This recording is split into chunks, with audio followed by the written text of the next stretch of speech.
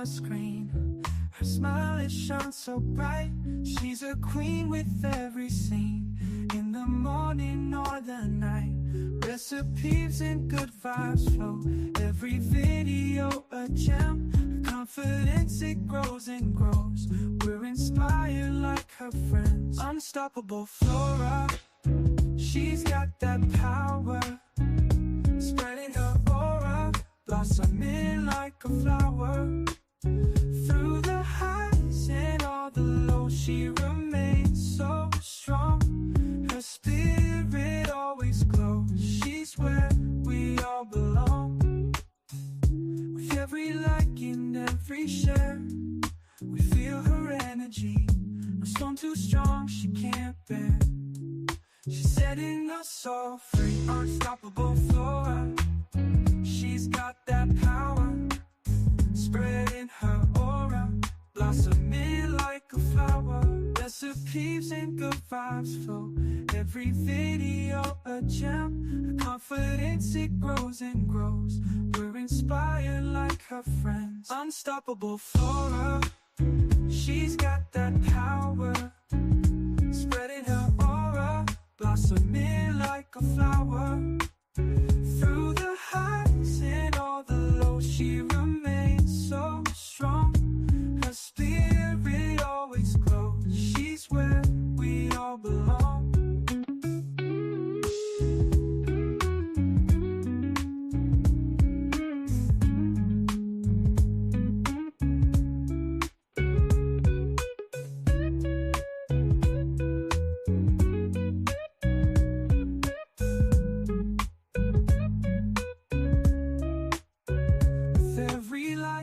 Every share, we feel her energy. No storm too strong, she can't bear.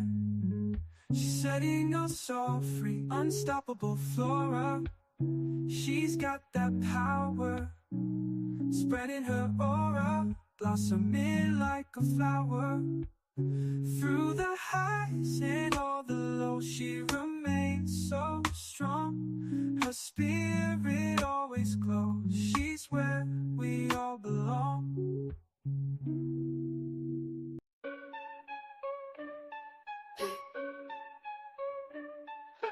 Petals got power, Florabella stands tall. Every drip, every drop, watch the haters fall. Channel sharp as thorns, ain't taking no mess. Scroll through her feet, feel that queen's finesse. Vines tangle tight, but Flora breaks free. Roots so deep, can't mess with her tree. From the mud she rises, roses from the dirt. Every comment section she lays down hurt. Flora's anthem, blooming under pressure. Resilient, resolving, no lesser. Florabella's reign strong and relentless. Beauty in battle, queen sure defenseless. From the garden green to the concrete wall, Florabella, unstoppable nature's child. Leaves whisper secrets, she's the loudest shout. From the channel buzzing, she never backs out. Seed of strength, through seasons she grows. In the face of doubt, her spirit glows. Cameras ain't a limit, she branches out. Thorns in her crown, she wears it no doubt. Flora's anthem, blooming under pressure. Resilient, resolving, no lesser. Florabella's reign strong and relentless. Beauty in battle, queen sure defenseless.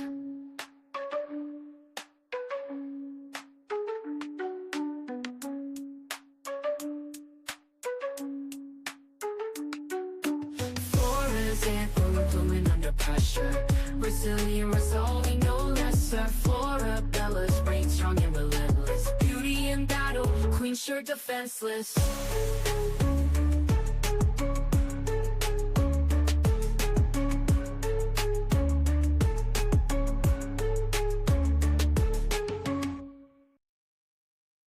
Good evening, everybody. Good evening. Welcome to my channel. I hope you guys are doing good. I hope you guys are doing truly good today. It's Monday, so our weeks have reset. So you have the opportunity now to try again, right? If you haven't gone to the gym, if it's been months since you've gone to the gym, it's day one of a new week, so you can get forward and get jumping on that. Now, today, the subject that we're going over today is the mental health crisis. Now, some of these videos are correctly labeled, right? We could pretty much understand that this is a mental health situation. You'll see extreme versions of that. And some situations are going to have you wondering if somebody has fallen through the cracks, right? If people are neglecting to and just unable to receive the proper treatment, they become a burden on society. Now, this is not a way of shaming, right? This is more so to speak about a problem that we have that's really not being taken seriously, right? A lot more people are sort of dealt with in a criminal way than us trying to understand what's going on with them. Now, this is not to excuse any people who show up on these body cam footage acting like a goddamn donkey, right? I'm not talking about those people, but I'm talking about the people who are obviously suffering. They're obviously going through a mental health challenge, right? They're not making a lot of sense. There's very little coherence in their thoughts and actions and what they're saying and things like that. And they end up sort of slipping through the cracks. And body cam footage actually gives us pretty good evidence of that. All right, so we're going to go into some cases today of people who were on some ends very clearly going through a mental health crisis when they're encountered by the police. And we're also going to see some instances where it's not that clear what's going on, right? What the police are being faced with is a criminal behavior. But as you look deeper and you pay attention to how people are acting, you start to realize that there is a mental health, an underlying mental health tone going on. All right. So I hope you guys are doing good today. Those of you who are watching and still just sitting in the clouds, feel free to jump into the chat, interact with the video. Young Riaz, I hope you're doing good today. He's writing in the chat today. It's nice and early, but also late, right? I didn't go right after work, so I needed a little bit of time to reset and refresh. But I'm here for a night show, and we're going to get into it. I have a good one for you guys. Now, I want to say this before anybody can take what I'm doing here or talking about the wrong way. The purpose of sharing this content is for educational purposes, right? For us to be able to learn something from what's going on, from the fact that we're not truly dealing with mental health issues. And so they're falling into other pockets of like substance use and things like that. And all of that, the police are the ones who are having to interact with them, right? Outside of the police, public mental health hospitals, mandated mental health care is not as regular. Okay, so let's get into this first one. Now, I believe that this case is what nightmares and horror movies are made of. Okay, this patient ends up going on a rampage. Now, his rampage is targeted, but it's still scary for the staff nonetheless. So let's watch this. I also want to give you guys a trigger warning. Now, the video does go ahead and block most of the inappropriate parts that are like,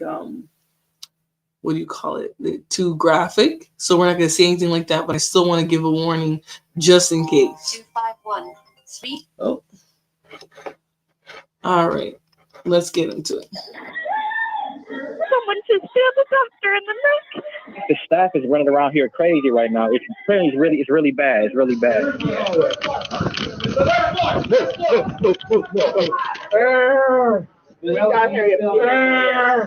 Give him some air, please. You guys can't operate after this. Yeah. He's like, right. And I looked at him, I was like, Adam. And he went like this really quick. And I was like, Is he a patient here? Chaos erupts at Signature Medical Center in Maple Heights, Ohio, when a patient violently stabs a nurse practitioner. Now, this is incredibly scary, right? Like I said, this is what horror movies and all types of, those scary movies where the patient goes crazy and starts deleting people. That's what they're made of. So what happened, they're going to walk it back for us. That's what EWU tends to do. But what happened is a patient and a nurse practitioner who is somebody who actually prescribes medication. That's the important context here. A nurse practitioner and a patient got into some sort of disagreement about his treatment, and his response was to put his hands on, poke the nurse practitioner. So that's sort of the context of what's going on, but let's continue. Officers race to the scene where traumatized witnesses are still reeling from the brutal aftermath and find themselves questioning exactly what happened and what may have driven the patient to commit such a horrific attack. Dude, this is a big knife. The following report is based on police records, and the footage has never been seen before until now. Just after 1 p.m. on August 24, 2024, dispatchers in Cuyahoga County received nearly a dozen panicked calls for help as a terrifying situation unfolds. 911, what is the address of your emergency? Signature Health, Maple Heights. Now, I bet you guys are wondering, well, how does this help for advocacy of mental health? Now, my problem is people are afraid to work in this field, right? So that leaves a huge gap. But nonetheless, this isn't necessarily one of the ones that is highlighting the issues that are going on in society. But, this is why it's so hard to staff mental health hospitals nowadays, right? There's limits on how you can restrain a patient. There's limits on even things that limit their freedom of movement, right? There's a lot of rules about how much movement somebody who is suffering from a mental illness has in a facility that they're being ordered to stay at. Now, I believe this guy was inpatient. I'm not 100% sure about that part, but it's a very, very dangerous situation that people are put in, and it's really, really not compensated for. Right? I look at the comment section of this video and most people are saying, well, we don't have the money to fund mental health people, but we need it, right? Because it's causing issues like this. It can be a really dangerous job, bless them. Yeah, and a lot of times the only thing those people have are like chemical restraints, which they're going to end up overusing, or, failed techniques to try and like physically manage people. So anyways, let's continue.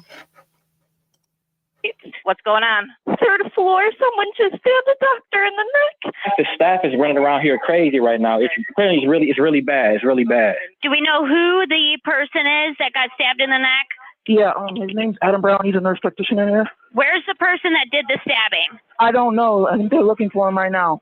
He's running around trying to get in everybody's door. He's running around. Okay, is he white, black, Asian, Hispanic? I don't know. I can't see him. Okay. Is he saying anything? Oh my God. We're locked in the office. I'm too afraid to come out. I don't know what he looks like. There's blood everywhere, apparently. Please send help for him. We are, honey. We have them on their way. Hopefully you guys don't think I'm saying they knew what he was because I'm being racial, right? If you go back to the video, several people pass him. But the problem is they're afraid too. But several people pass him. So they see him walking. Well, really, he starts to emerge after they notice the nurse practitioner standing there. So anyways, I'm going to let us get to the point. Now, they're going to show us what really happened that day, like fully at the end of the video. But just pay attention to the way the witnesses and people are describing what's happening. So, Officer Vasco is one of the first to arrive at the outpatient medical facility. Hang on, Dre.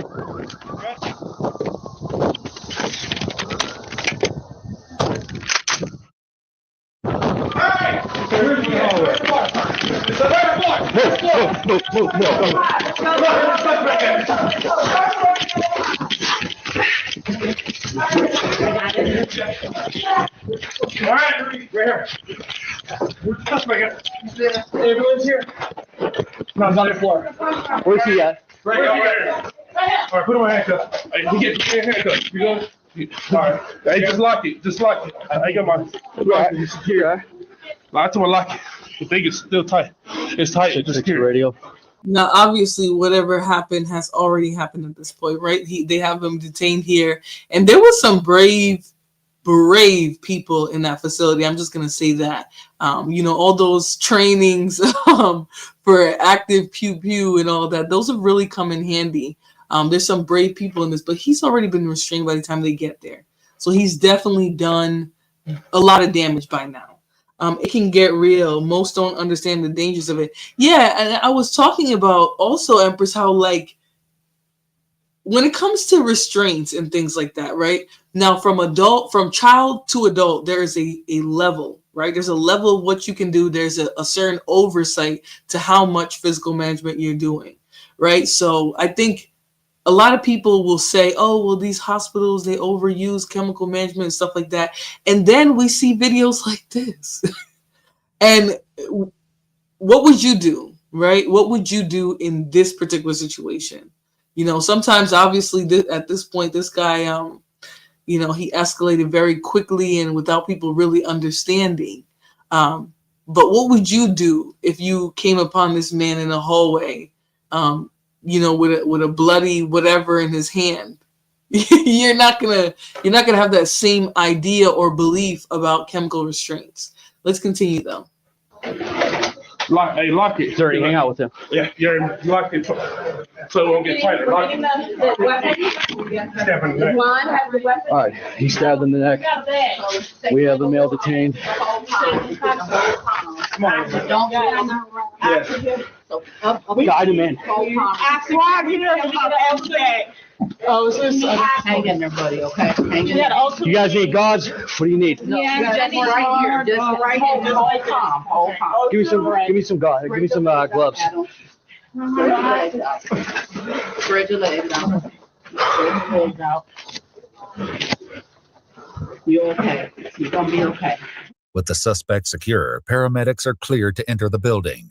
They'll need to move fast as the victim's condition is critical. Get him down. If it's gonna help, that's not not to touch. That's fine. Yep. You're all right, man. Okay, we're taking good care of you. 6-6 your radio. I have literally an 8-year-old in my office right now. Advise them he's been stabbed in the neck. Massive hemorrhaging. Let them know. They're trying to clog it right now. They gotta stay in there.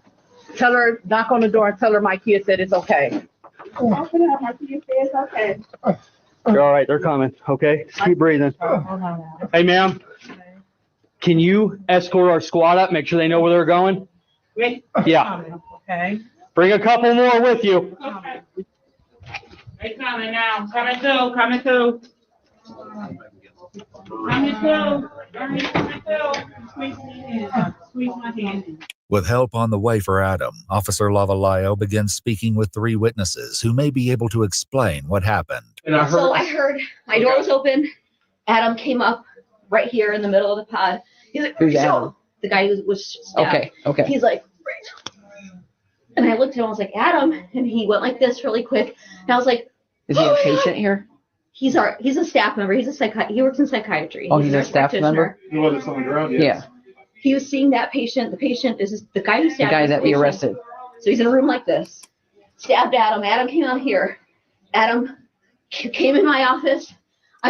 Now, I still don't know, and I can probably look it up really quick just to be, let me see here. Jason Halasas.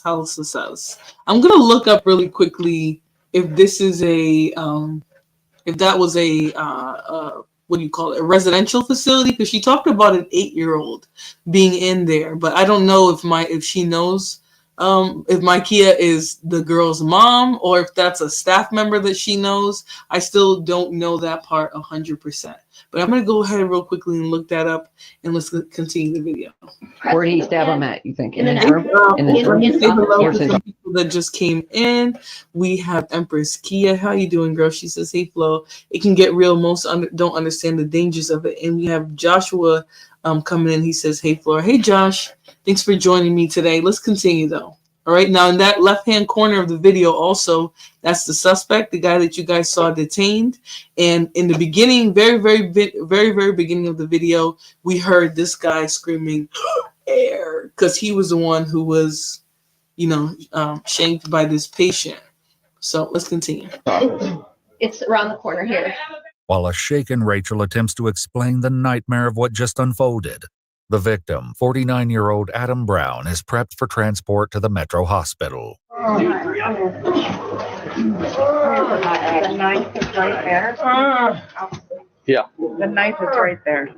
Wonderful. Nobody touched it. Okay, I gotta get a bunch of pictures and everything. I just put the rag.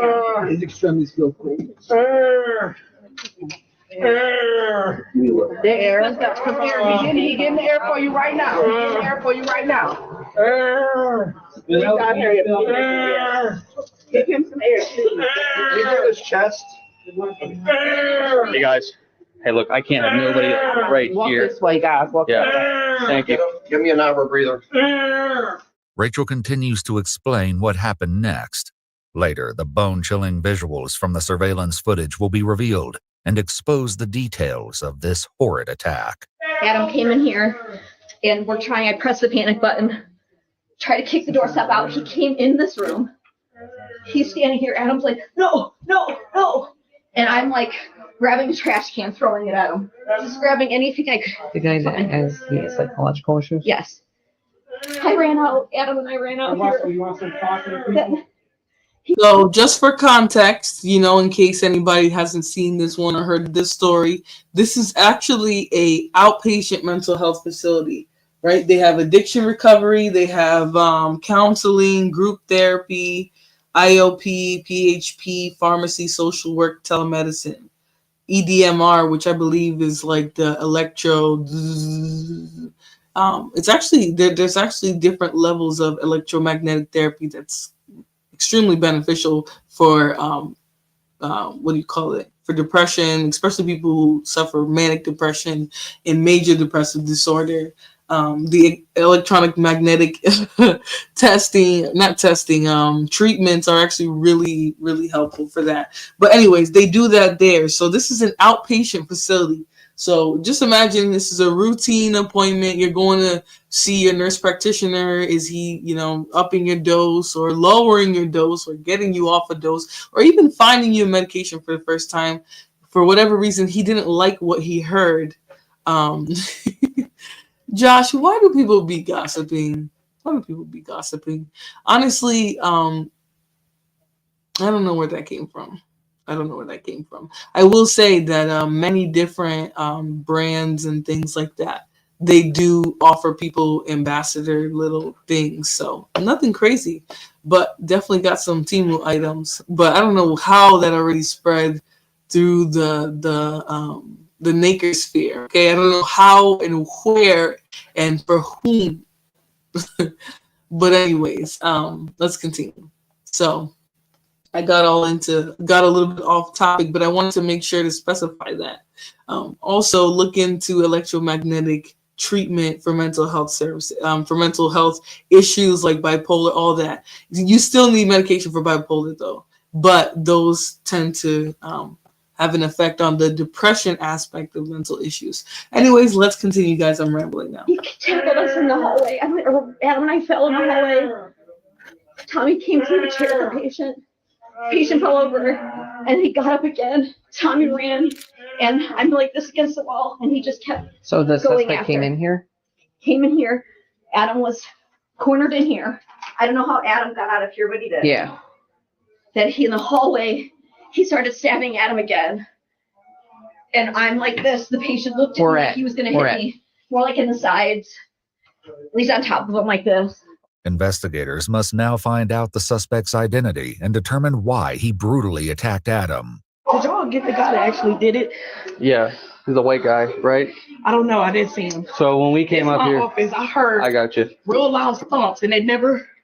Who is this kid? He's a nurse practitioner. He's a provider. Mr. Brown is? Yes. Y'all see that? But who's the kid that was with him? I have no clue. He's a patient. He Hold on. deals with psych patients.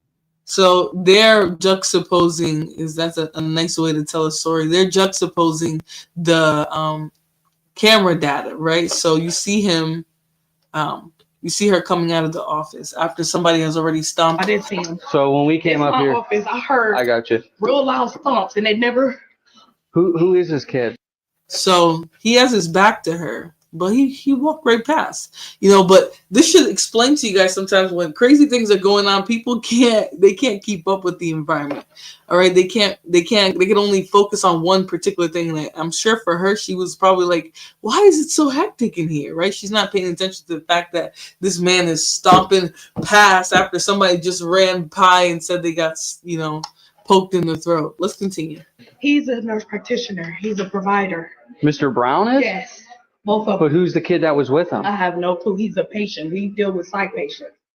Meanwhile, an officer asks Jeffrey a critical question that will bring them one step closer to witnessing the full horror of the attack. You guys don't have video in here, do you? In the hallway? Yeah.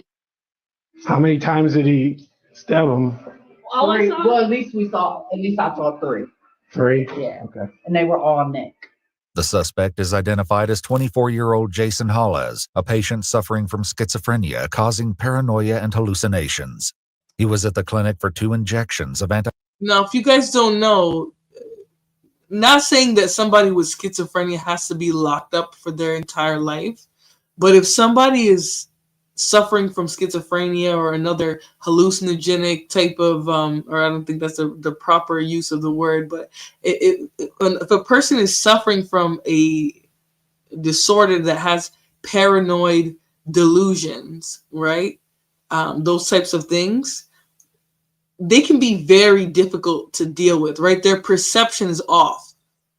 Somebody who isn't taking their medication and they have like schizophrenia, whatever the imbalance off, they can become very, very dangerous. That's what people don't understand. So yes, not everybody has to be institutionalized who has schizophrenia, right? But a person who's schizophrenic, not taking their medication, can become a much more dangerous person, right? Much, much more dangerous. And not just to others, but to themselves as well, because they can't tell the difference between reality and whatever it is that their delusions are feeding them. That's a scary reality for practitioners. Now, people don't, people throw this all on the people who are working in outpatient facilities now, right? There's very little mental health hospitals today. Right, they throw all this responsibility on the people who are working in outpatient, but this is the danger they are posed with, right? When they're in those mental hospitals, there's a different protocol, right? Now there are safeguards in place for the practitioner's safety, right? To maintain a boundary between the practitioner and the patient, right? There's all types of safeguards in place because people understand they're in here, they need to be here. They're dangerous to themselves and society. Instead of being turned loose to the public with very little resources, right? People used to be put in these hospitals. Obviously, a lot of atrocities were done, but we still need to address the problem here, right? Nobody's addressing that a lot of people with these types of disabilities, they're being, because it really is a disability, they're being cut loose, right? They're being turned over to their family members. Their family members can't deal with them. Their family members got to turn them loose. And then boom, they're a problem for the public. The public has to deal with them, has to figure out where their place is. Are they criminals? Are they sick? Is there more going on? I mean, obviously he's sick, right? He has schizophrenia. But the problem isn't that schizophrenia is something that a person can't live with. The problem is a lot of times they don't want to take their medication, right? There are certain disorders that a person becomes resistant to medication, resistant to treatment. And that's when somebody with this type of disorder becomes dangerous. Right, but we don't have those things in place. Instead of replacing hospitals, we just got rid of most of them. And the other ones, most people can just check themselves out after 24 to 48 hours with very little oversight, very little follow-up, right? Some people go to a mental hospital for a serious condition and they're turned loose and they never go and seek treatment again. Right? What happens to those people? Why don't we have the social services in place to follow up with those people, to maybe create a system that follows up with that, and then we cut the burden on the police in half, right? Instead of expecting them to deal with these people. Let's continue though. Antipsychotic medications used to treat the disorder. While the details highlighted Jason's condition, nothing explained why his attacks seemed entirely focused on Adam. As Officer Vasco examines the evidence, he notices something unusual about the weapon that may hint at premeditation. Here's a knife, by the way. Dude, this is a big knife. Someone said they were in the office with him. Yeah. Oh, dude, what the is this? So, he's got it taped up. Okay, so this wasn't something he grabbed for the moment. This is something that he brought with him. Okay. Meanwhile, another officer wonders why more safety measures weren't put into place. I don't know how you guys do stuff, but like in the future. Right. Right now, we have issues like this where there are people who are severely mentally ill. What safeguards are in place for these people? I mean, we saw a bunch of them hugging in the hallways. One woman had to go and knock on the door and tell her patient it was safe to come out. I mean, as a country, right, we're traumatized by all of these, pew-pews that are happening. But there should be more in place in protection for the people, the few people who want to deal with these people who are suffering from disorders, who don't have resources, who don't have families, right? Or maybe they just don't even have somebody to follow up and make sure they take their medication, right? Or make sure that they are stay on top of their treatment, right? This is not to say that anybody has to chase after them and lock them up, right? That's not what I'm saying here. But there is nothing. We got rid of most hospitals, right? There's still mental health hospitals, but we got rid of most of them, and there's nothing in place for people.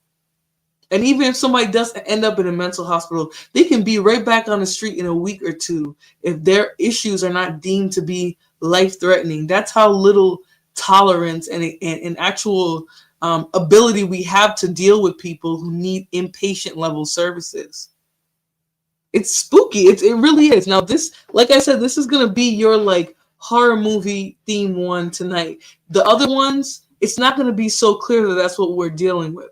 So let's continue.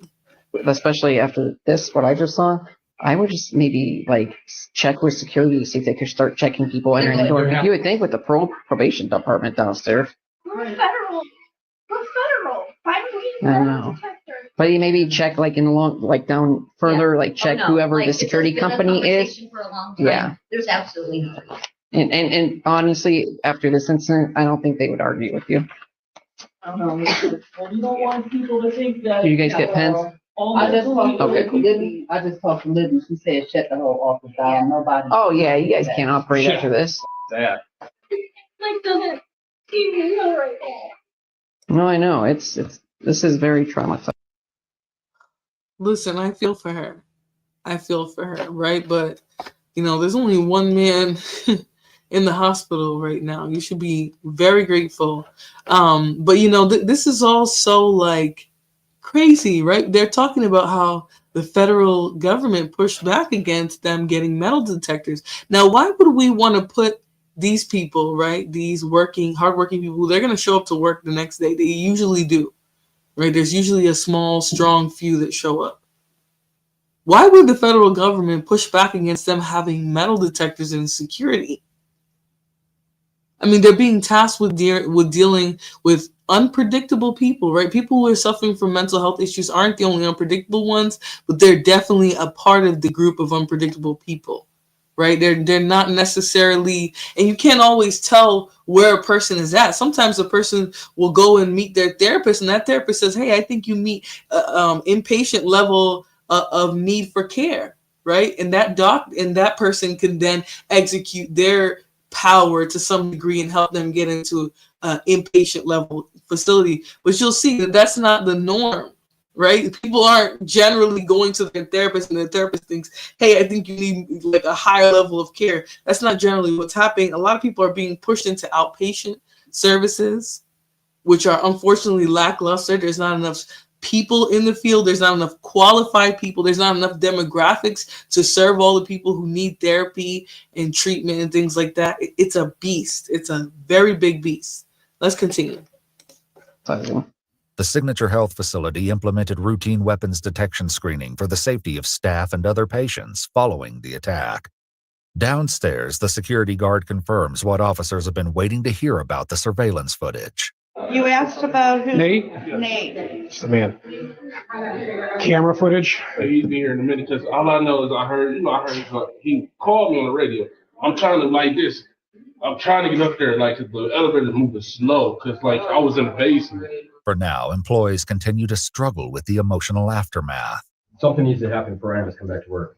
I would have, like, even if they have the security officer just patting people down or something like that. because that shouldn't, he shouldn't never been able to come in here with a knife. Like, I just like. And people have done it before. I mean, too. I want to. Like that one lady brought a gun in here. You know? Right. Oh, she's not home. Yeah, and people have to realize, like, it's one thing when they take their meds, but like if people have a mental episode, you know how crazy they get. We see it all the time. Yeah, I know. Just like the client, like the look on his face. Yeah, he would. He walked by. When he walked into my office, I'm on the ground next to the door, and he looks at me, but quickly his attention averted back to Adam.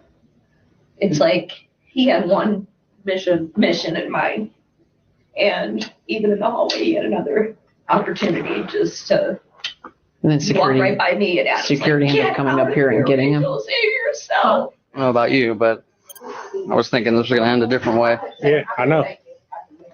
Cause I come ask him, like, where's the damn suspect at? I got the security guard doing the statement. He said when he came up there to do that knife in his hand, he put his gun out. On the top of the knife, he dropped it. Oh, he dropped it. While officers on scene continue to gather statements and evidence, Jason arrives at the police station. But despite the vicious nature of the assault, his demeanor appears chillingly calm. I'm Detective Haley. Yeah, because what people don't understand, like, you know, when somebody is in those states of paranoid delusions, it's not that they're, you know, dumb or unaware of what they're doing. It's that they're stuck there, right? It's almost like their mind becomes a one-trick pony. I'm going to do what I need to do to satisfy this delusion, right? My delusion is that this nurse practitioner is purposely trying to harm me by giving me medication that's bad for me, right? I'm not going to see past that. You can't talk me off that ledge. You can't rationalize with me. This is the disorder, right? It's the delusion. It's all of those things. And I'm not a psychologist. I'm not a doctor. I can't speak for what's going on in a person's mind. But I know that when somebody is suffering from these types of disorders, paranoid, schizophrenic, delusions, hallucinations, and things like that, it's a disorder of perception, right? They're viewing people out to get them.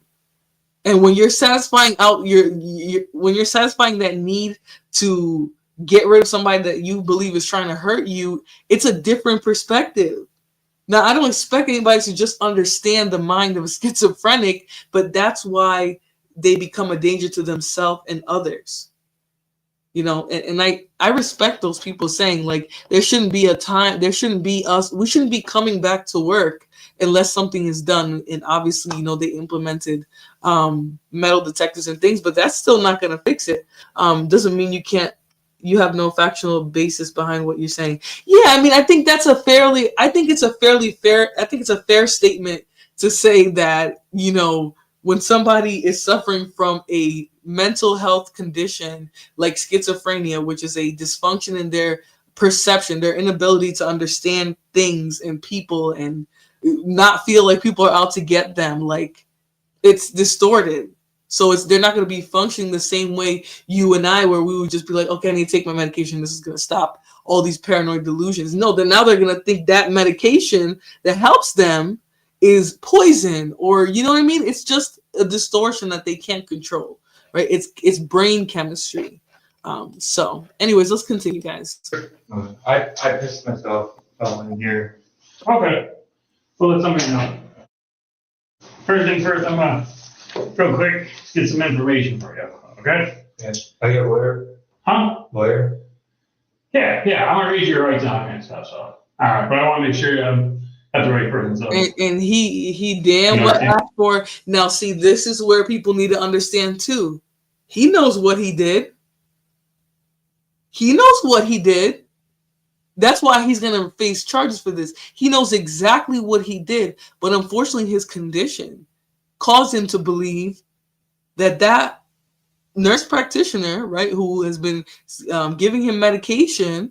Unfortunately, he believed that man was out to get him. That was a legitimate belief. It doesn't mean he didn't know what he was doing. He knew he was committing a crime by deleting him, right? But nonetheless, he understood it was his mission. He felt like he was being harmed, and so he wanted to delete the person. Each of those rights? The Miranda rights? Yes. Yeah, he's trying. Yeah. Having these rights in mind. But honestly, Kia, I think he asked for a lawyer pretty quickly.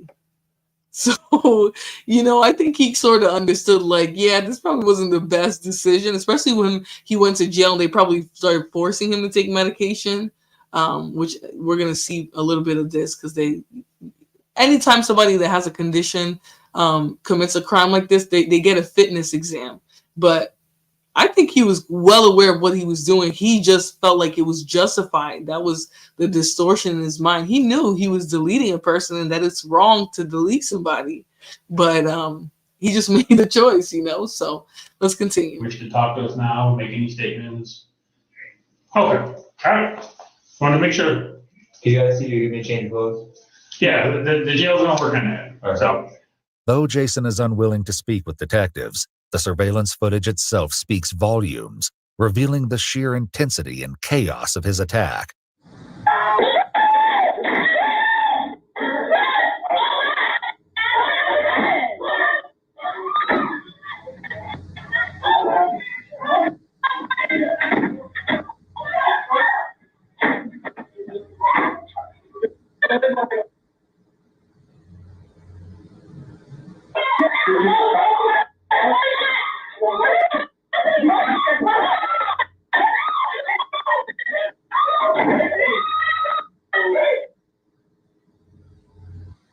Rachel does her best to save Adam, while he continues his attempts to escape.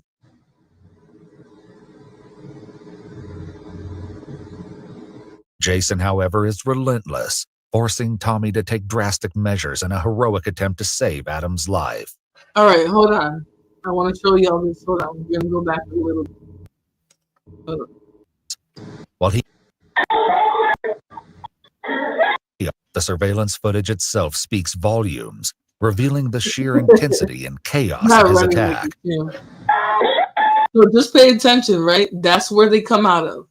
That's obviously Adam's office, and they're doing a good job of pointing it to us. But I want you guys to see he's really not moving that fast, but everybody has to register that Adam has been poked in the neck. Everybody. Hey, P. Sammy. Emperor said he's attempting to play the full card. Yeah, but to some degree, I feel like he even knew, that the jig was up, right? He understood that he was crossing the line when he did this. But let's watch this. Just pay close attention. It happens very quickly.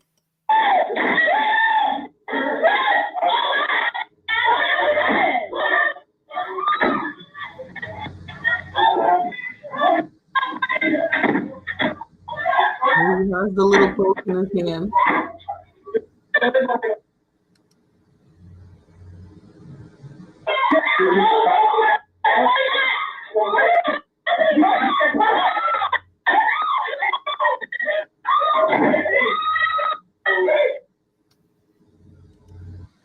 Rachel does her best to save Adam, while he continues his attempts to escape.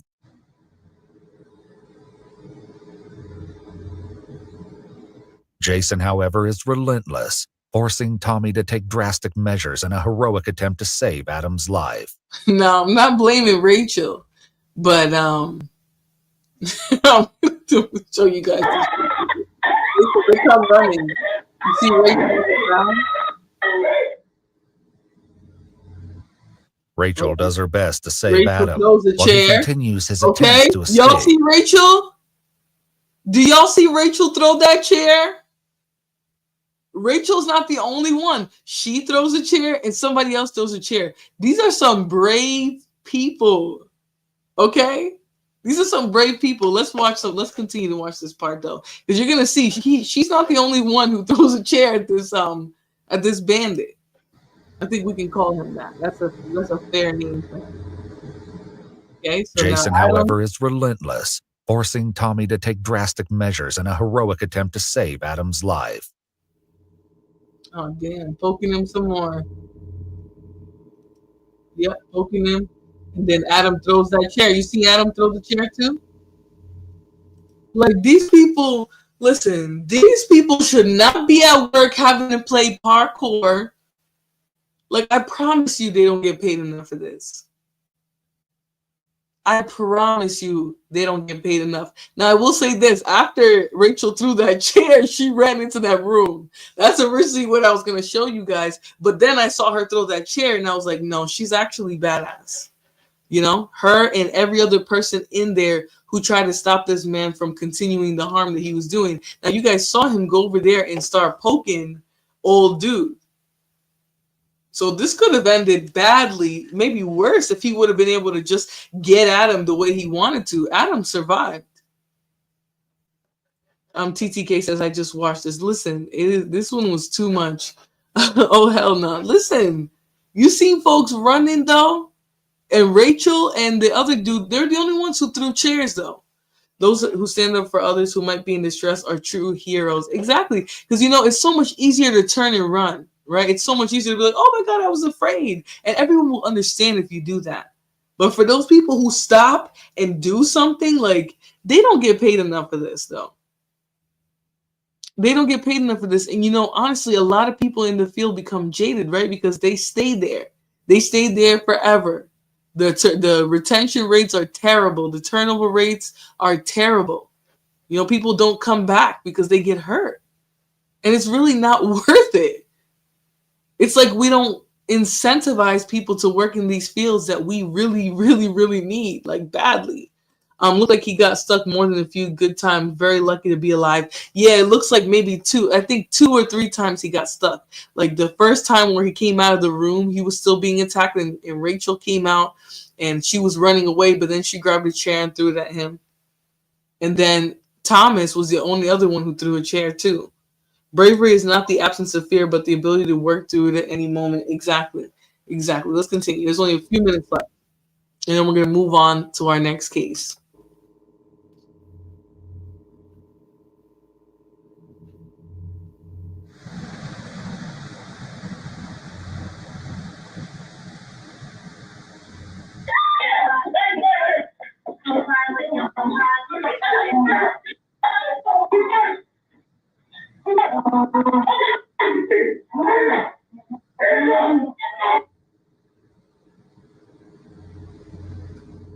"23-year-old Jason Hollis was charged with attempted murder and 2 counts of felonious assault.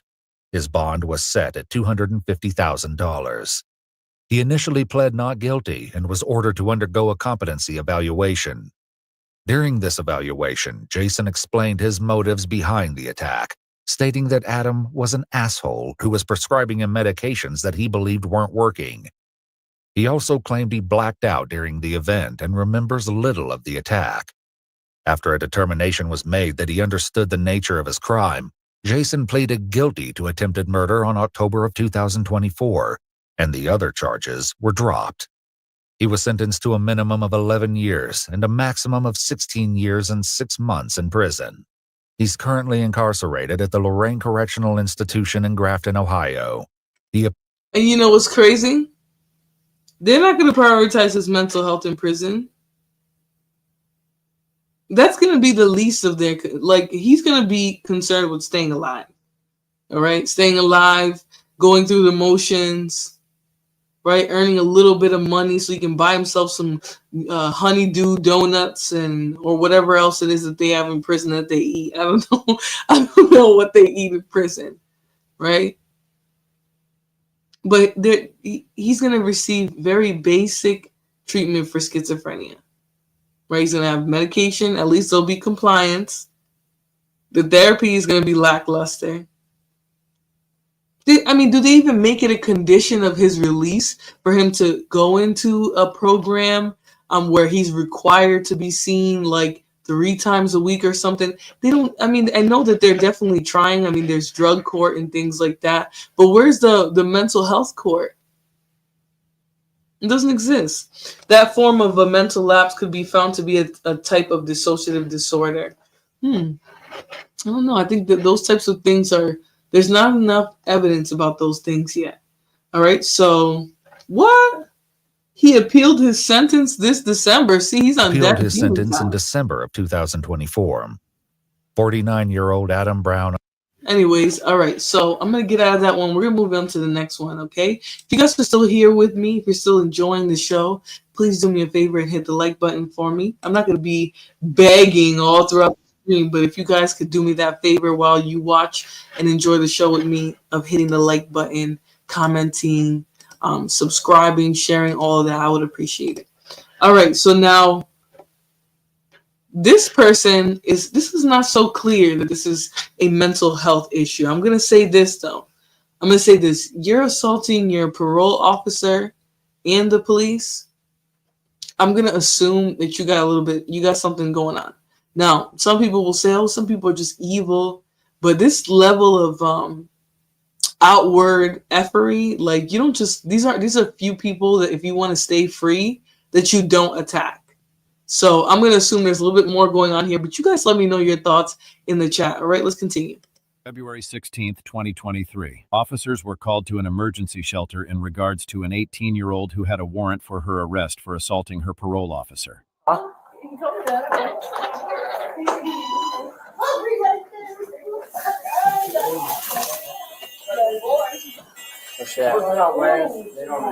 Alexis.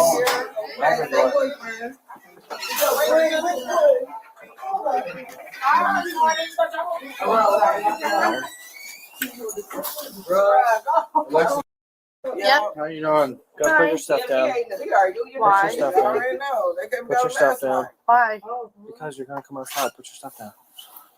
Not a big deal. You guys can just help me, you know. Okay, that's fine. You already do your name and everything. Fuck. I'm not doing anything. It's not like I'm gonna fight you guys. Really? I appreciate that. You're arresting me? Well, you have a warrant. That makes no sense. Lying. I did nothing. Now I'm gonna say this. I'm no mental health professional. Well, I'll say I'm no mental health professional. I'm no licensed physician or anything like that. But her demeanor is giving that there's some more going on. I did nothing. You want to go to the ground? I did nothing, you know. You want to go to the ground? I did nothing. Stop. You know I did nothing. Stop. Quit. Then let me go. I did Quit. nothing. Stop. Stop. Just give it time. I did nothing. You stop resisting. I did nothing. Quit. Hey, Alexis. Alexis, stop. Okay, it's just not gonna work. Okay. I did nothing. Ow. Stop I resisting. literally did nothing. Alexis, just stop. You get a wrist on it. I literally have nowhere to stay. I literally have nowhere to fucking stay. All right. And I've already been to jail once. Just give me the hand. No. I didn't Alexis. Alexis, stop. I literally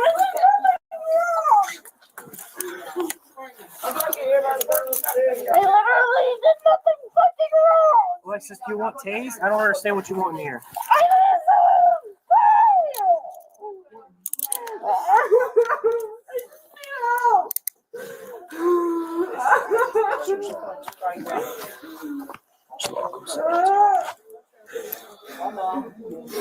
Sorry, I didn't know she was pulling away from you. And I literally have a job. That's fine. I literally have Too big.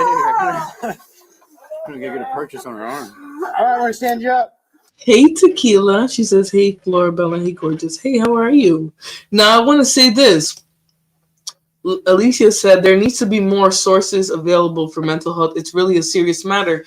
What gets me is then people will say, well, the police aren't social workers. Well, if somebody who clearly, I'm not trying to talk down to this person, don't take that as what I'm trying to say here, but clearly this person has in diminished intellectual capacity. Okay. I mean, she sounds like a toddler. She's very young. 18 years old is very young. Okay. That's nearly a baby. I'm turning 30 this year. That's nearly a baby. Okay. So this person is in this place. She's looking for housing. She don't have nowhere to go. She's screaming, I finally have a job. Like, obviously, she's just trying to accomplish the bare minimum to survive. Now, I've heard people who are perfectly okay sound like this before, maybe in times of desperation. Right? But she doesn't even seem to be logically understanding what's going on.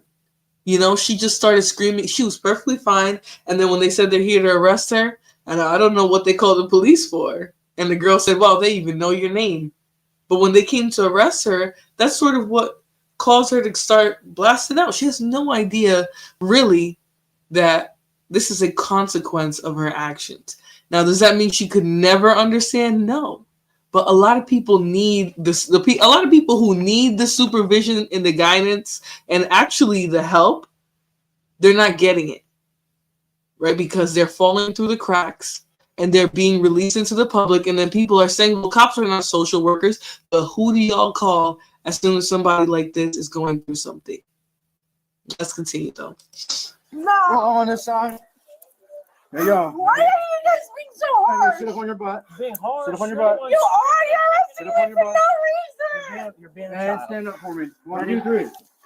Oh, Please use your don't make legs. us carry you out. Use your legs. You guys are arresting me for no fucking reason. Are you gonna make us carry you out? Would you like hobbled? And then Why carried out? are you guys doing arresting me? You have I did a warrant on indictment for felonious assault on parole. For what? Felonious assault on your parole officer. I just bumped against her. Well, evidently a grand jury disagrees. So That makes no Listen to fucking me. sense. Listen to me. I did nothing. Alexis, listen to me. We just fought with you on the ground. I already trespassed me for That's a fine. damn year. Okay, well, let's. Oh, trust me, I'm definitely getting that, right? We can't excuse it. But, you know, we're throwing her in jail. What exactly is that going to do for this situation, right? Instead of getting her in contact with a social worker who can help her get resources and, you know, maybe somebody to keep an eye on her, or even, you know, some people don't realize it, but some of these people don't have anybody. Sometimes their people aren't capable of taking care of them, and so instead of doing the right thing, they will just throw them out. Or maybe this girl ran out on her own, but she's 18, right? And 9 times out of 10 likely was under the care of somebody else.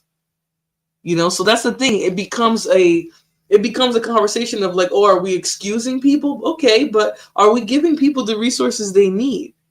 Right? Because throwing somebody who has an intellectual inability to understand certain things, throwing them in jail is really not helping, right? But giving them social work services, having them have somebody that can check in with them, can put them in contact with assisted living facilities for people who have certain types of conditions like that. There are resources for them. Now, they might not be the best, but they exist, right? It's better than nothing. Let's continue. Let's figure it out outside instead of making a scene in here in front of all these nice people. Okay? You guys are just gonna take me to jail. Well, you said you wanted somewhere to sleep. I don't want to sleep there. You can just take me to my goddamn friend's house. All right, come on. You Let's- can't just take me to my goddamn friend's house. I'll think about it if you get up. No, you won't. I You're know right. you won't. You're right, I won't. You need to get up and come on. No, you are not arresting me. would you like a whole other charge? I did nothing. We're going to have to carry you out. I literally did nothing wrong. Okay, well, if you did nothing, stand up and walk out here. You've got to carry her out. You're just gonna arrest me anyway for no reason. You're just gonna arrest me for no goddamn reason, right? 113. You're still gonna fucking arrest me, right? What? I'm not gonna Just lie. let me talk to This officer is a dick. I'm not gonna lie. You know, between the smirk and the asking her questions like she's an idiot, which is totally unprofessional, he's kind of a dick. All right. Now I can say this because I don't say this every time we watch body cam footage. Y'all know it. He's an asshole. You know, I mean, look at his face. He's so callous and rude with her. No reason. You're just gonna arrest me for no goddamn reason, right? 113. You're still gonna fucking arrest me, right? What? Just let me talk to my dad. I'll call your dad if you get up and stand up like an adult and walk out there. Would you like to stand up now? I needed to talk to him now. I'll talk to him out in the If car. we help you up, are you gonna stand up and use your feet? Just take me to my friend's house. Let's try one more. Come on. Please stand up for me. No, not until you agree to take me The to my best that friend's you house. gonna get, they gonna call your dad. You need to get up and walk back with them so they can No. call your dad. Yes, you do. No. Okay. Why are you even back here? Just take me to my goddamn friend's house. Because I'm just I can tell asking as for soon a as you said put your goddamn back down, she said no. I was like, yeah. She said, absolutely not. I just called because I can't. And you guys know I can't survive out there for a year on my own. You just know it. Now you're gonna make us carry you out there. It's gonna look Yeah, embarrassing for us. I too. just needed to go to my friend's house. That's it. We'll do. The man made insurance, Charles. Everything done. Let's go ahead and do everything. I just need my friend's house. The man is here. The man is here. All right. I'll push you on the wheelchair if you're willing to do that. No. Okay. Well, There go the wheelchair. I just need my friend's house. There go the wheelchair. Y'all want me to get it? Because either way it go, you gonna have to do what they said. I just You want want my it your friend's way, and you house. can't have it your way. come on, grow You up. did wrong, You're so just pay gonna the take me to consequences. jail for no reason. I am gonna take you to jail. I'm not gonna lie to you. So let's just go. No. Let's go like an adult. No. Oh, yeah, I'll do the obstructive. You guys are arresting me for no I'm gonna drag you out. Now This you're is your also last under arrest for opportunity. obstructing official business because you refuse to get up, stand up, and walk out on your own authority. Okay, listen to me. This is your Yes, last. you guys This is your last opportunity. I'm not I'm gonna listening. drag you out. Let's go. No. Ow! Fuck you, bitches. Disorderly conduct. No. Fuck you, bitches. No disorderly conduct. No. 3. No. You guys are fucking arresting me for no reason. Assault on PO and dies by parole. It wasn't assault. I just bumped her. Disorderly conduct. Obstructing official business. That's gotta. So, I mean, it's pretty obvious to me that there's a something, the elevator is not going all the way up. And I'm not qualified to make a diagnosis, but I can tell you that the elevator stops just one floor short of the top. Okay? You know, she doesn't even get that you assaulted your PO. No, you're not going home. No, you're not getting dropped off by the police like an Uber to your friend's house. That's not going to happen. But does she even get that? Or is she playing dumb? I think there's a misfire here. Somebody is not getting somebody, and I think the somebody are the people who are not really qualified to deal with her. You know, I think that's the issue. It's Kiki Star. Hey, how are you tonight, girl? She says it's like there's no respect or training these cops have for mentally impaired people. Yeah, they don't, and yet they're the main ones that are tasked with dealing with this population. You know what I mean? So how can you have no respect for the population that you're supposed to be serving? Essentially, right? To protect and to serve. You have no respect for a huge part of the population that you're serving.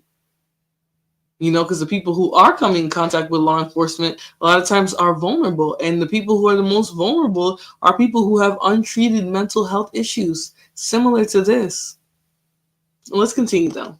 Hurt your hands. Come on. All right, let's just chill now. Yeah, no. Now we're on white. Carry her all the way.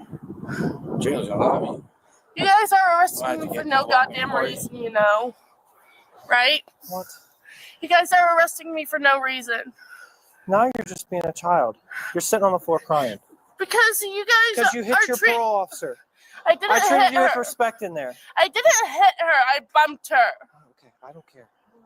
Then grow up and fight it like an adult instead of throwing like a I'm child. not going back to jail. You're throwing a tantrum. No, I'm not. There's nothing. There's no matter what. They check on us. I'm not going to jail. I'm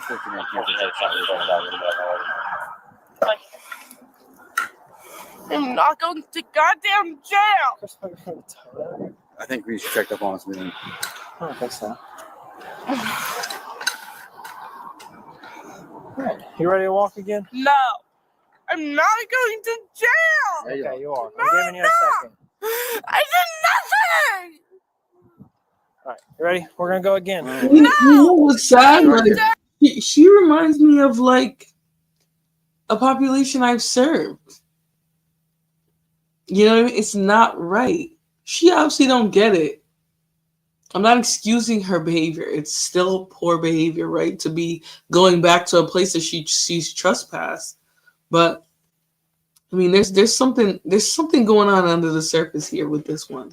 I mean, like, you can take different routes. If I was a cop, I wouldn't handle her like that because I don't think she's armed. She's just being aggressive verbally, but the cop should calm her down. I mean, they're treating her like she's stupid, essentially, right? They're so arrogant that they think that she's acting entitled. They're arrogant, inexperienced, so they believe that she's acting entitled when there is actually a deficit here. There's a deficit. Now, I don't know if they're going to address it in this video, right? They probably didn't even address it in her life, but there's a deficit. Right? She doesn't sound like a regular human being, like a regular functional human being, right? How is she 18 on the streets by herself? There's a lot to it that's just really not being addressed. Hey, Sin. Sin says, hello, Flora. Hello. Welcome. All right, let's continue, guys. We're going to get right into it. She says, hello, everyone. Make sure you guys say hi to my friend Sin and go ahead and give her a like and a subscribe on her channel as well. Exactly. It is clear she's a little slow. Right. I wouldn't even find it funny to like be calling her a child and immature and like all this stupid stuff. I wouldn't, like, none of that would be funny to me. Right. But for a lot of these people who work in fields like this, who are dealing with the mentally impaired population, they have no, they don't even understand how delicate of a situation this truly is. You know, they'll be entirely dismissive. I've seen people in special education who they don't understand what they're dealing with. So they get frustrated and they lash out on children who really, it's not saying that they're totally blameless, right? But they don't understand the function of their behavior and they'll start to take those things personally. So, I mean, definitely it's a big problem, not just in policing. Let's continue though. And thank you all for welcoming Miss Sin in the chat. I appreciate it. Touch me. No reason to get in a use of force right now. Don't you dare touch me. I did nothing. Hey, Christopher. I literally did nothing. Nothing at all. I did nothing.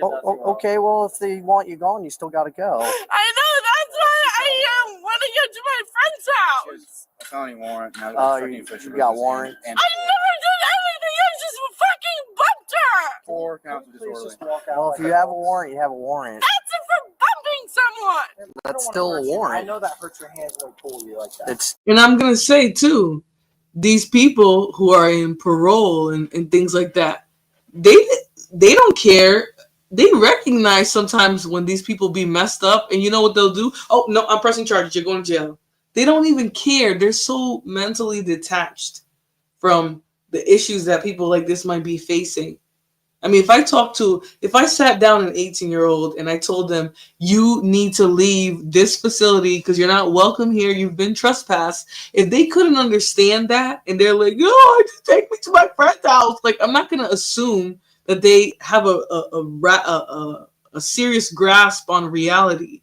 Right, I'm going to assume that there's a deficit there, something they're not understanding common sense, right? Who pushed her through high school, right? If she's not understanding that there are consequences for behaviors like assaulting somebody. At this point, what are cops thoroughly trained for? They also are horrible at firing without deleting folks too, right? I mean, it's just so frustrating because we've seen really good cops on body cam footage who deal with people like this.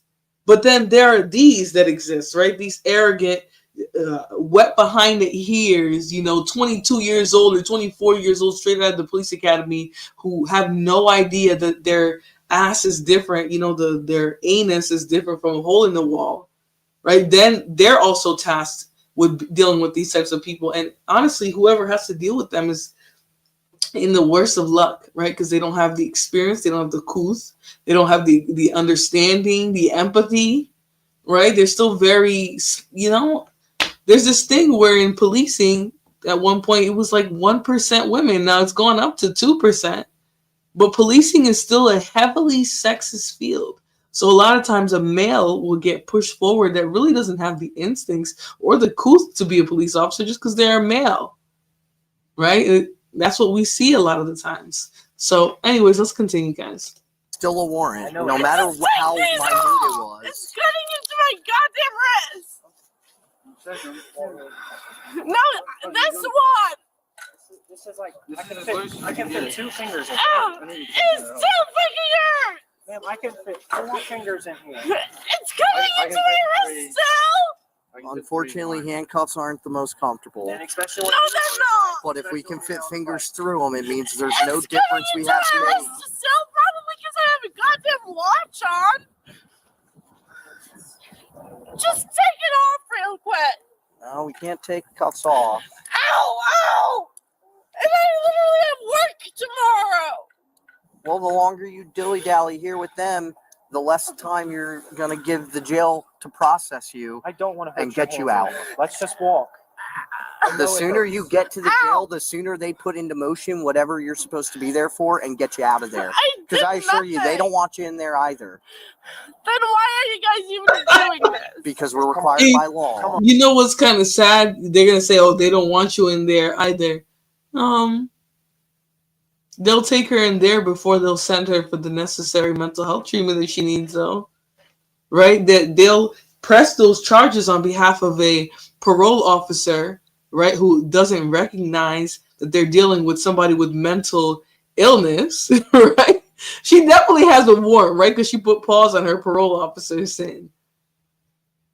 But I mean, there's something wrong with her. There's something wrong with her. Well, Kiki, she appeared to a facility that she was trespassed from. And when the police were called on her, they realized she has a warrant. So not only is she in a place that she was trespassed at, meaning they don't want her going back to that shelter, but she also had an active warrant. So they can't do anything with her having a warrant. Yeah, they definitely can't. But they didn't have to start talking to her like she was a scummy bag of chips as soon as they got there. And the dude was kind of just like calling her a child from the beginning. I think it was very brash the way he dealt with her. Now, do I think he needed to be babying her like, oh, honey, come and get your butt off the floor? No. But I think he could have been at least respectful and compassionate, in the way he spoke to her. He didn't have to tell her, oh, you don't have to listen to me, but definitely speak to her with compassion and say, hey, relax. You can get up, put your jacket on, grab your belongings. I'm sorry, they don't want you here and you have to leave. And kept it pushing. This woman is going to mean nothing to him in 24 hours. But he chose violence. They're all thinking it's her attitude and she's being a brat, but in reality, she has a problem. Exactly. Not the chips. Yeah. Compassion goes a long way. It does. But, like I said, these officers don't have the experience or the couth to understand, how they're acting and how rude it truly is to this woman.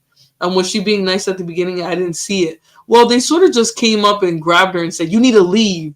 And started yanking and throwing her. They had a really piss poor attitude with her. Now, she was trespassed from that facility 2 years ago, but she just assumed, or a year ago, but she just assumed that the trespass was lifted. Again, clearly indicating that there's some competency and comprehension issues going on there.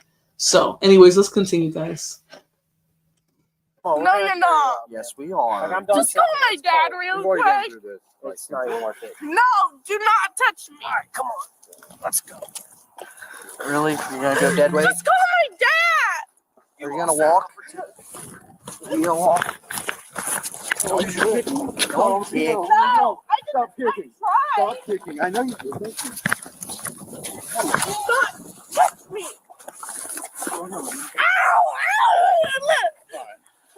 Hobble. I gotta hobble in my car. All right. You're going. Oh, It's just, Lord, you're gonna make stop. this all worse on you now. It's embarrassing. Because you guys are doing this for no How reason. old are you? 18. Why are you acting Ooh, this they way then? folded. They folded. They said we ain't about to carry her, her behind to that van or to that vehicle. They folded. They said no, we're not carrying her. They tried it though. You see, they had her. You know, each person had an arm and a leg, but they folded.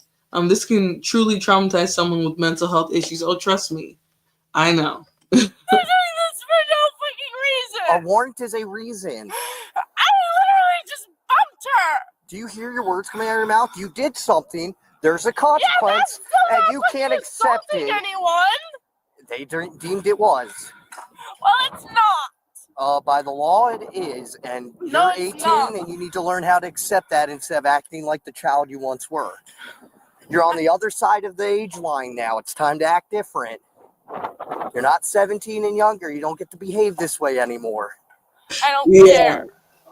Then you're They folded. They said no, we not about to They said we're not about to carry her behind. Hey, FBI. FBI's in the building. Make sure you hit the like button and subscribe for me. Okay, I don't usually snitch, but I will if y'all need me to. She is doing too much. I think she's doing too much. But like, does she sound sin? You know what I'm about to say. Even Nicole says, what did I scroll into? You scrolled into a woman who just turned 18 years old. Attacked her PO at 18. She attacked her PO, and there was a warrant out for arrest. And then she showed up to a homeless shelter that she was trespassed from a year ago, assuming that the trespass was lifted. And they said, no, no, no. And they called the police to come and pick her up. And, you know, the police were very rude with her, but she did have a trespass. So I hope you're having a good night. Ain't no way is that the FBI watching. No, Resident Gaming. Of course it's not the FBI.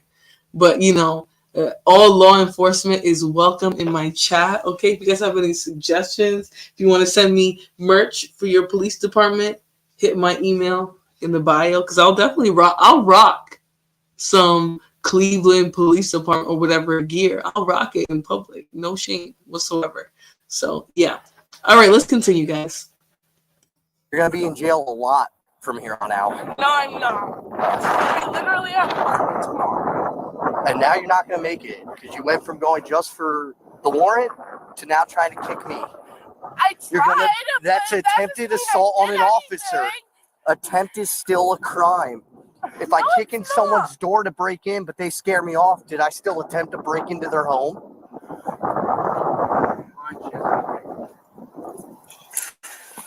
She said, come on, that was completely logical.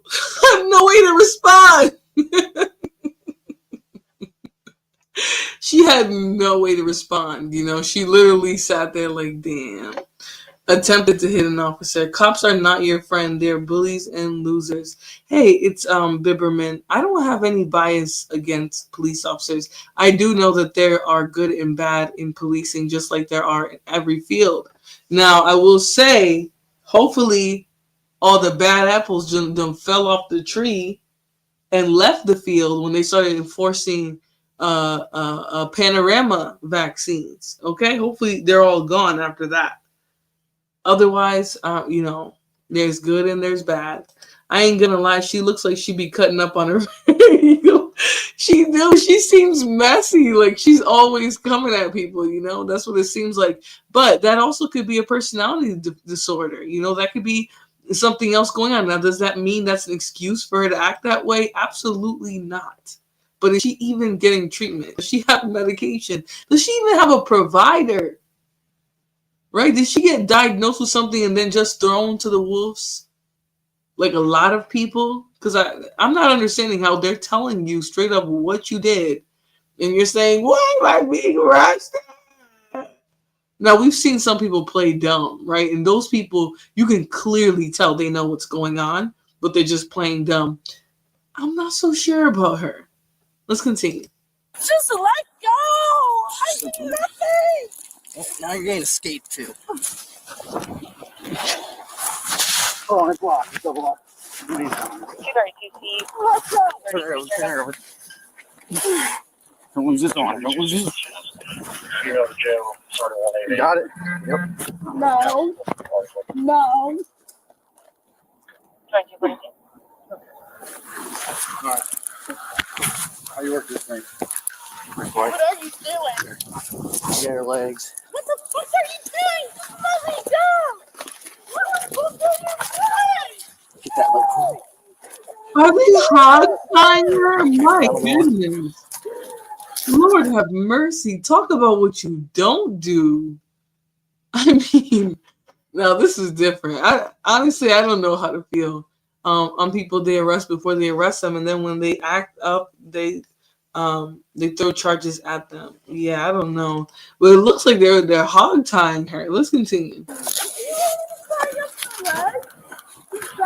No, don't do that. Oh, yeah. Do that. That counts as a hog tie. We don't hog tie for policy. So we can hold our legs together now. Oh, okay. So you've seen that is a hog tie. So they can't tie the legs to the feet.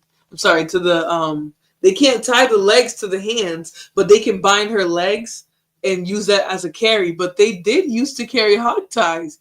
Yo, I don't know how I feel about that. I don't know how I feel about that. Now, I'm glad that it was outlawed, but I don't know how I feel about them still having them hog ties in the car. Because he literally said, no, we can't hog tie. Because you seen the guy was going to put her legs up. And that would have been a hog tie. That's how you tie a pig. When you lighten it up in your backyard with some pineapple and stuff. You cannot bind anybody like that. She is doing too much. She is going in one way or another. Oh yeah, she definitely is. But come on, I've seen them be able to put somebody in handcuffs who was bigger than her. So she's not the strongest woman in the world. They don't need to do all that. To hog tie her. No, they don't need to do all that. They're trying to carry her without dropping her. Because she don't want to help them. So that's why they use the hog tie on her ankles. Let's continue.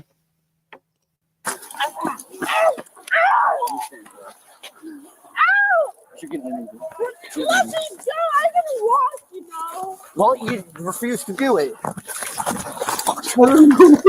I don't know why I thought that house was coming near me, but I did not want to see that. All right, let's continue again. No.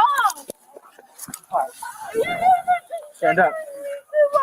Well, let's just carry on. No, don't. I think we need more. You're gonna hurt me worse if you carry me. Then walk. Then walk.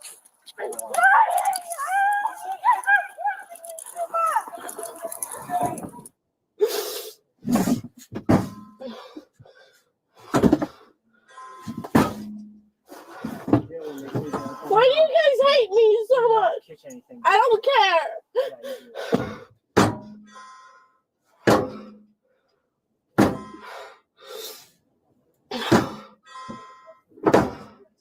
Why do you guys hate me so fucking much?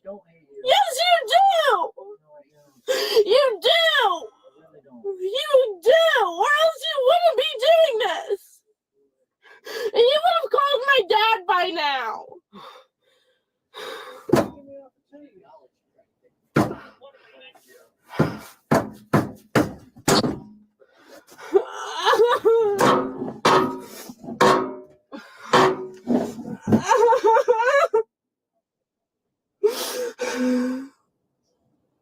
Oh my god.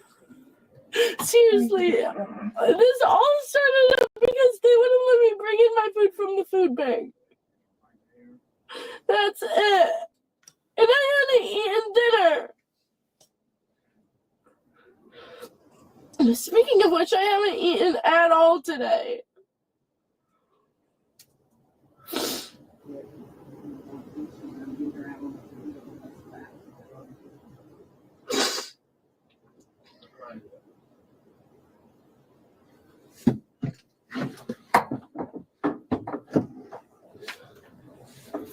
Alexis?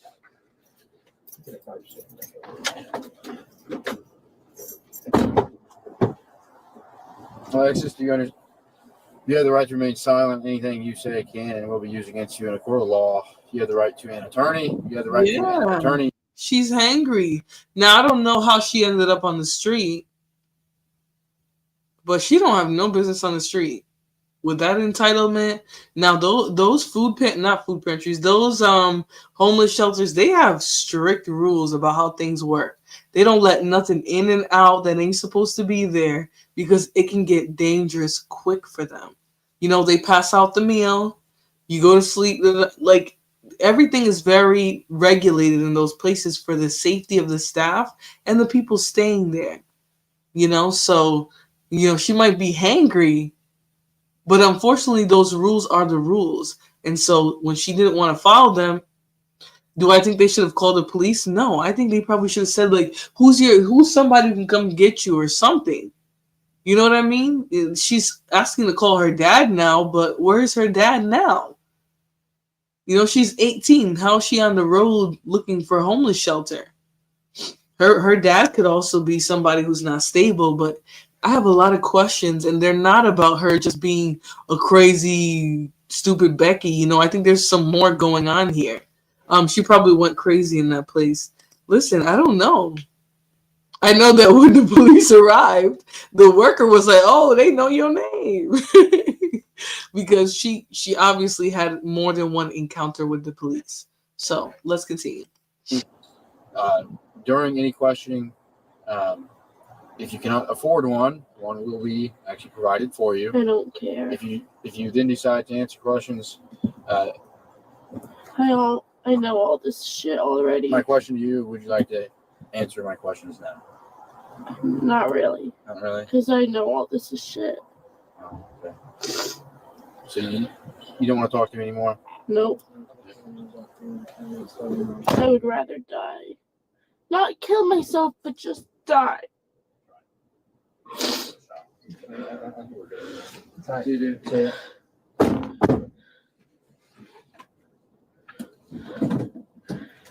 Hey.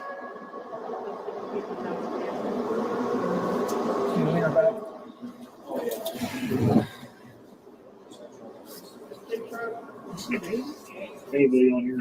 There. Her eyes responsive. She's just refusing. Yep. Now, Sin, do you recognize some behaviors in this lady? Okay, she's refusing to respond. So it's not like she's not awake. She's literally refusing. I mean, she knows things would change if she's going, yeah.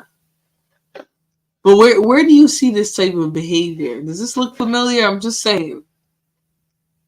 I don't know that a person who's behaving this way is really capable of making concrete decisions for themselves. Now, she could just be an entitled, spoiled person and, you know, got put out at 18 because she wasn't following rules. That's true, too. She said no comments, right? She could just be that, but I don't know. This is giving lack of comprehension. That's what it's giving to me. All right, so we're going to move on to the next one. I believe, do they have the charges? Yeah, they do, I think. Let's see. Maybe they showed in this video. So she got disorderly conduct, obstructing official business, arrest, and escape. So not much of anything, really, right? I hope they, you know, got her services and you know, maybe told her if she participates in treatment for a year, they'll waive the charges. I don't know. She needs to stop and think. Oh, man. She definitely does. She does. Oh, boy. Okay. So we're going to move on to the next story. All right. So that was that. Now, this is, you guys are probably going to think, well, is this person just a drunk, right? A drunk? A drunk is not anybody who's messed up. But I'm going to tell you, if anybody is getting this drunk on the regular and they have nobody around them, there's probably a little bit more going on, right? So let's get into this next one.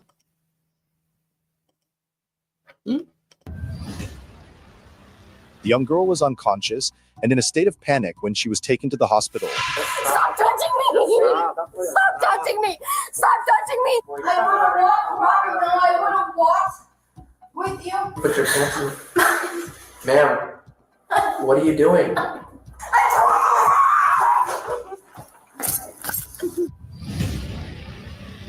We all know alcohol can make people lose control, but not many can act like this girl. On March 19, 2023, police received a report of an erratic vehicle in Mount Vernon, Washington. The following is the body cam footage capturing the entire incident. Just so you know, I have a body camera recording audio and video. You have ID with you? We had an incident or somebody calling somebody was kind of circling the area. X-ray 13 additional advising. We also have a welfare check. Now, how you gotta be driving for people to call 911, say you're driving reckless, and for someone else to call 911 and say you need a welfare check? How you gotta be driving? Call that came in from the same area as this vehicle. What do you need? Just your identification. You okay? Yeah. Do you need some help? No. Where are you living right now? At my mom's house. Your mom's house? Where's your mom's house? In Darrington. Okay. All right. Everything okay though? You haven't been drinking or anything like that? No? You smell a little alcohol. Is that you haven't been drinking? The officers noticed that the girl was not sober, and a DUI investigation took place at the scene. She was quite compliant with the police's commands, so everything went smoothly. In order to make sure you're okay to drive, would you be willing to do some voluntary field sobriety tests for me? Can you verbally say yes or no? Yes, sir. Yes? Okay. Do you want to just step out of the vehicle then? That's okay. Can we set your keys down over here for me, please? Okay. Do you have any weapons on you by chance? All right. Do you mind if I check you for weapons just to make sure because you're digging? I was just trying to put my... It's okay. It's just standard. Just let me check you for weapons real quick. Can you back up just a little bit from the car? There we go. Things were not easy for the girl. She repeatedly failed the sobriety tests. Based on these observations, the police decided to arrest her for her own safety. Left foot on that imaginary straight line. Do it with me now. Left foot. Directly in front. That's your right, ma'am. Do your left. Yep. Directly in front, you're going to do your right, touching heel to toe. Do it with me now. Okay. Put your arms down at your side. I can't do it though. Okay. Thanks to the suspect's cooperation. Now, let me just say, if you're saying I can't do it during a field sobriety test, things are only going downhill from here, okay? Things are going very smoothly. But all that will change when she gets back to the police station. Hey, so you're under arrest right now for DUI, okay? Go ahead and put your hands behind your back for me. Okay. I really was walking away to blow my nose. Okay, well, I don't know that, ma'am. I can't have you walking away from me while I'm in the middle of my investigation, okay? 5-6-1 custody. DUI. Okay, we're gonna walk back to my patrol vehicle, which is right over here, okay? Let's walk this way. The girl is behaving like a child who can't control her own body. But this isn't even her craziest act yet. Let's see what she does next. Why did you pee? You're an adult. You can hold your own pee.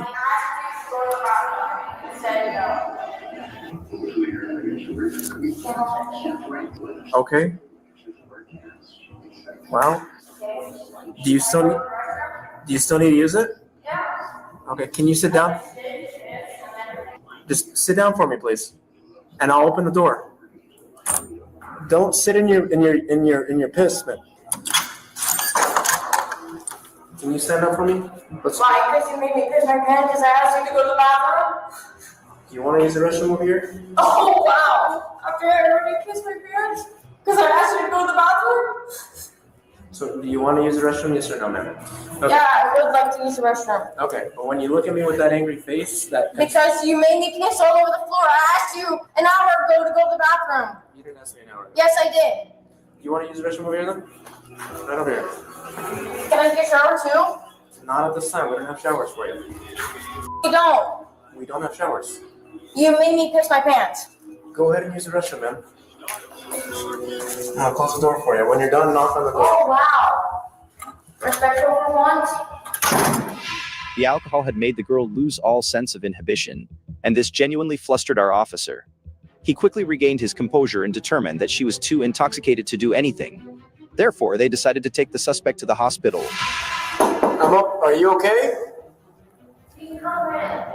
I can come in. What are you doing? Haley? What are you doing? What are you doing? I'm thirsty. Okay, well, I can't let you. Can you not put your pants in? Ma'am, what are you doing? What? I'm pulling my pants up. Okay, can you pull your pants up, please? I don't need to see you in underwear. I'm pulling my pants up. Okay, go ahead and do so, please. Why do you keep treating me like this? Ma'am, Ever since I seen you. I'm trying to treat you respectfully. Please pull. Oh, no, you're not. Okay. You're not. I literally have videos. Videos of what? Oh, COVID. They messaging my mom. This isn't dropping. This is not okay. Okay, are you done now with the restroom, man?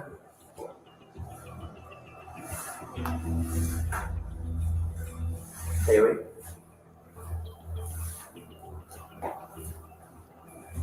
Come over here. We're gonna go back in that room. Right at the hospital entrance, the girl became extremely aggressive and hostile towards an officer. The already difficult situation escalated further when she officially entered the examination room.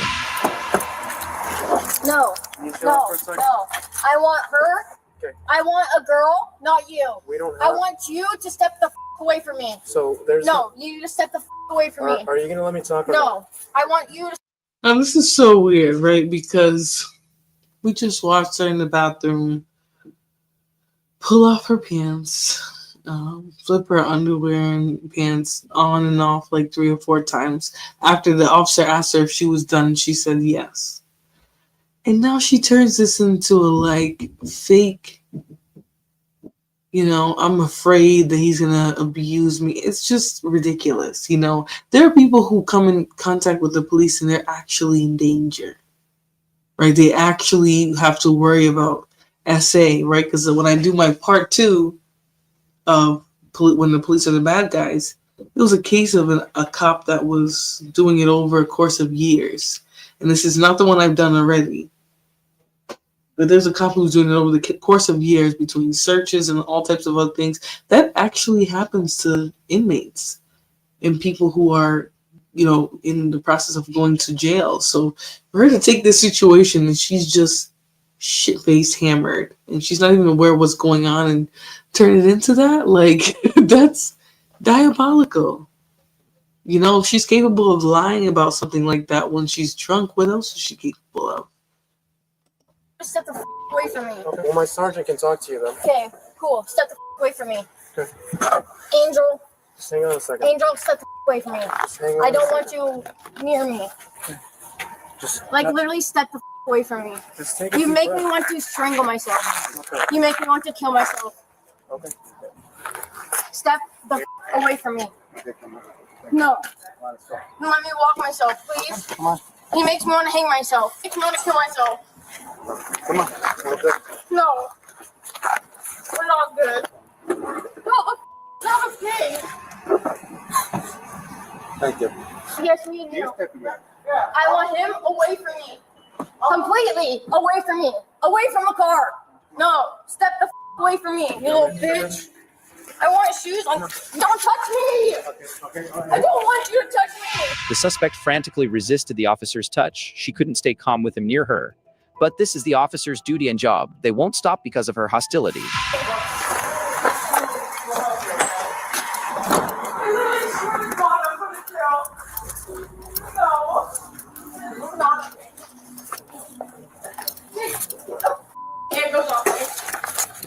Can you please stop, ma'am? No, you need to get the away from here. Stop. Away from me. Stop touching me. Stop touching me. Stop touching me. Haley, Make Angel stop touching me. Please make him stop touching me. Please stop. Stop touching me then. Stop touching me. I want you to Put your hands off me. I do not want you to touch me. Let's keep going then. No, then don't touch me. My sergeant. Ever again. Okay. Yeah, me and him. And you know what's sad, Sin, is that she's so drunk that she doesn't realize that, right? She thinks, well, I could just lie and get away with it.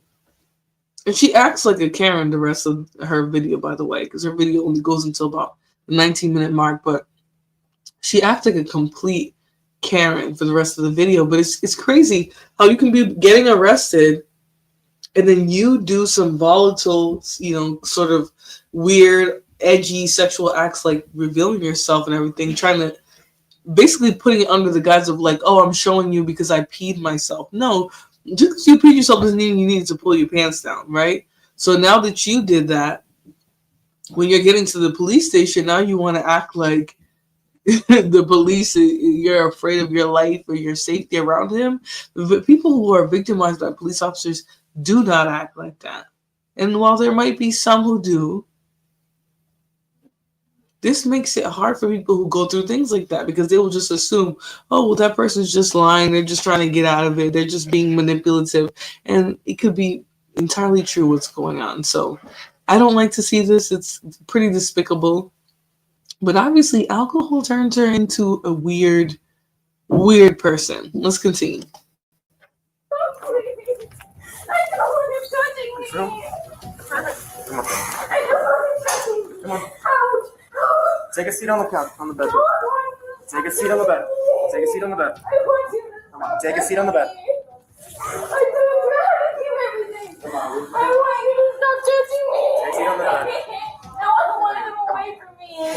The girl continues to escalate the situation, and the one bearing the brunt of the frustration is herself. A kind nurse tries to reason with her to calm her down. Will she succeed? I want Angel away from me. This guy right here. I want him to stop touching me, please. Get the fuck away from me.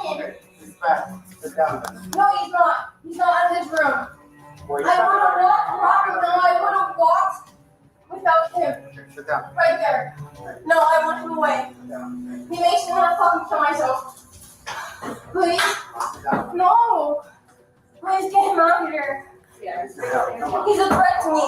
Please, get him out of here. It hurts. I want him out of here. I don't want him in here. I don't. Stop. No! Don't touch me! Do not touch me! Stop. I don't like you! Don't touch me! Don't touch me! Don't touch me! Stop. Just stop. I don't want you to touch me! Listen, we're not trying to hurt you or anything. You are though! I don't like you! You gotta stop. You You just gotta stop. I don't like you! Come on. This guy right here! No! This guy right here! I don't want him touching me! Let's go. And I swear. I mean, we all saw the body cam at this point, but imagine for all the people who are just around, And it's not. We know women make up like 1 to 2% of law enforcement. There's not just readily available a woman to come and switch over with these officers. Some police departments don't even have anybody to show up, and bail people out like that. So the fact that I just can't. She is ridiculous. She's so much so a Karen. And you're welcome, Sin. Make sure you use it. Every time you see a bandit and you see anybody come in here and say some crazy stuff, just zap them. Just practice zapping them. That's what that's for. Empress, honestly, it is ridiculous.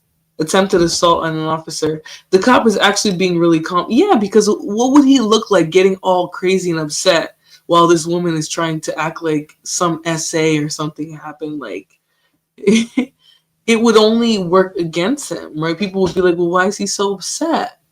So he does, for his safety and the safety of the person, he has to keep his composure. She's a hot mess though. Like, she is a complete hot mess. But don't be afraid to practice that zap, okay? The girls over here zap when they need a zap. If you need a zap, then zap. But let's continue. It's called I don't want him touching me. Please? Please? Can I get a different person?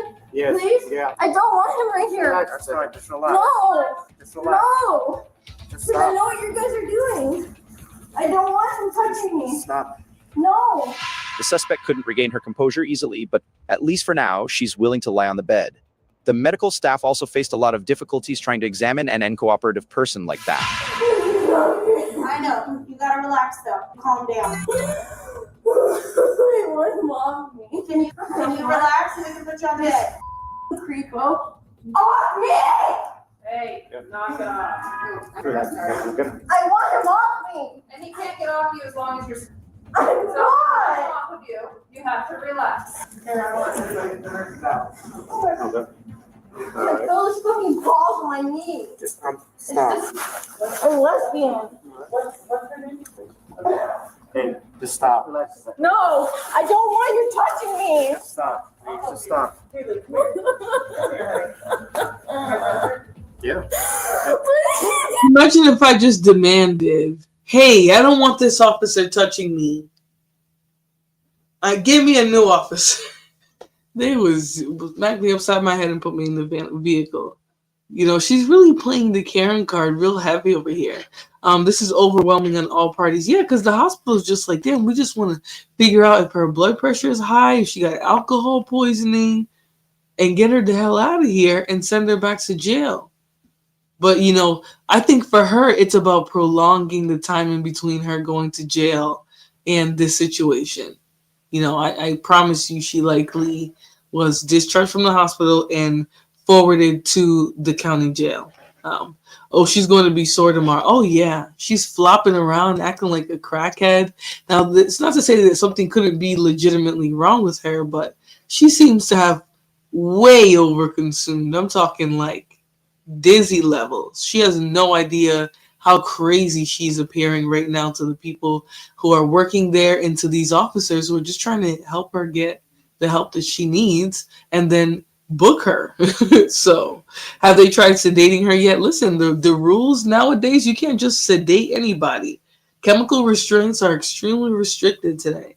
You know, that's not to say that we should just bring them back out and start chemically restraining everybody, but it's not something they just do. There has to be legitimate concerns for safety of themselves and of others. Yeah, she's drunk. She had the Henny and Coke, and then she decided to go and swing the other direction and have some vodka. That's what happened. And now this is what we see. And I do believe substance use disorders, I do believe all of that is a symptom of mental health issues. So that's why I included it here. But let's continue. There's only about 8 minutes left in her video. Okay, let's continue. Sit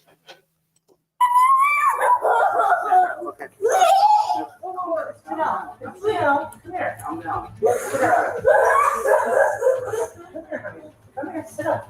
Come here. You're okay. Stand up. You're okay. Really? Huh? Will you stand up with me? I'm sorry, he's awake. Okay, come on. Let's stand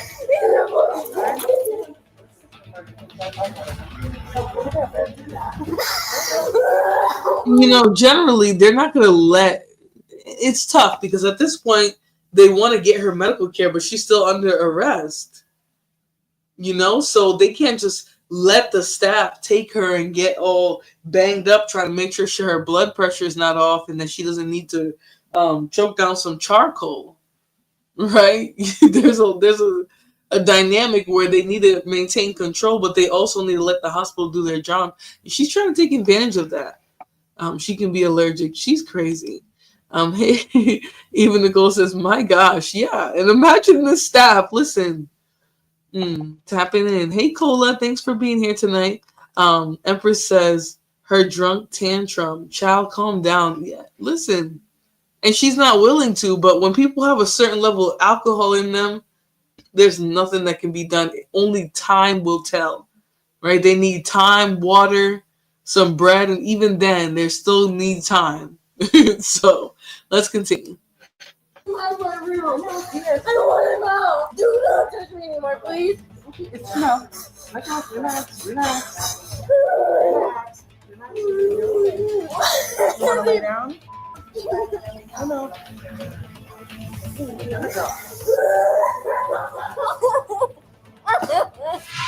She's literally a toddler in a bigger body, throwing a tantrum when she doesn't get her way. If this keeps up, it's going to be very difficult to resolve the situation. And trust me, people don't have a lot of empathy and compassion for people who are going through things like this. You know, they really don't. The hospital staff is trained to have that because a lot of the times the people they're dealing with, yeah, they might sometimes just be an asshole who needs some charcoal, but they might be going through other things that the hospital staff, because of the fact that they're there, they're going to see it. So the hospital staff is, you know, trying to cater to her and get her to calm down. That's essentially what they're going to do. But the police are sitting there like, she's still going to jail after this. And she's trying her hardest to make the police leave. That's not going to happen. You're still going to jail, honey. But, you know, I think it's people are frustrated that the nursing staff is catering to her like this. But what else are they supposed to do? They're not going to sit here and go back and forth and yell with her like the police and body slam her. How many times they get a body slam her before, you know, they can sedate her? But let's continue. I know, don't giggle.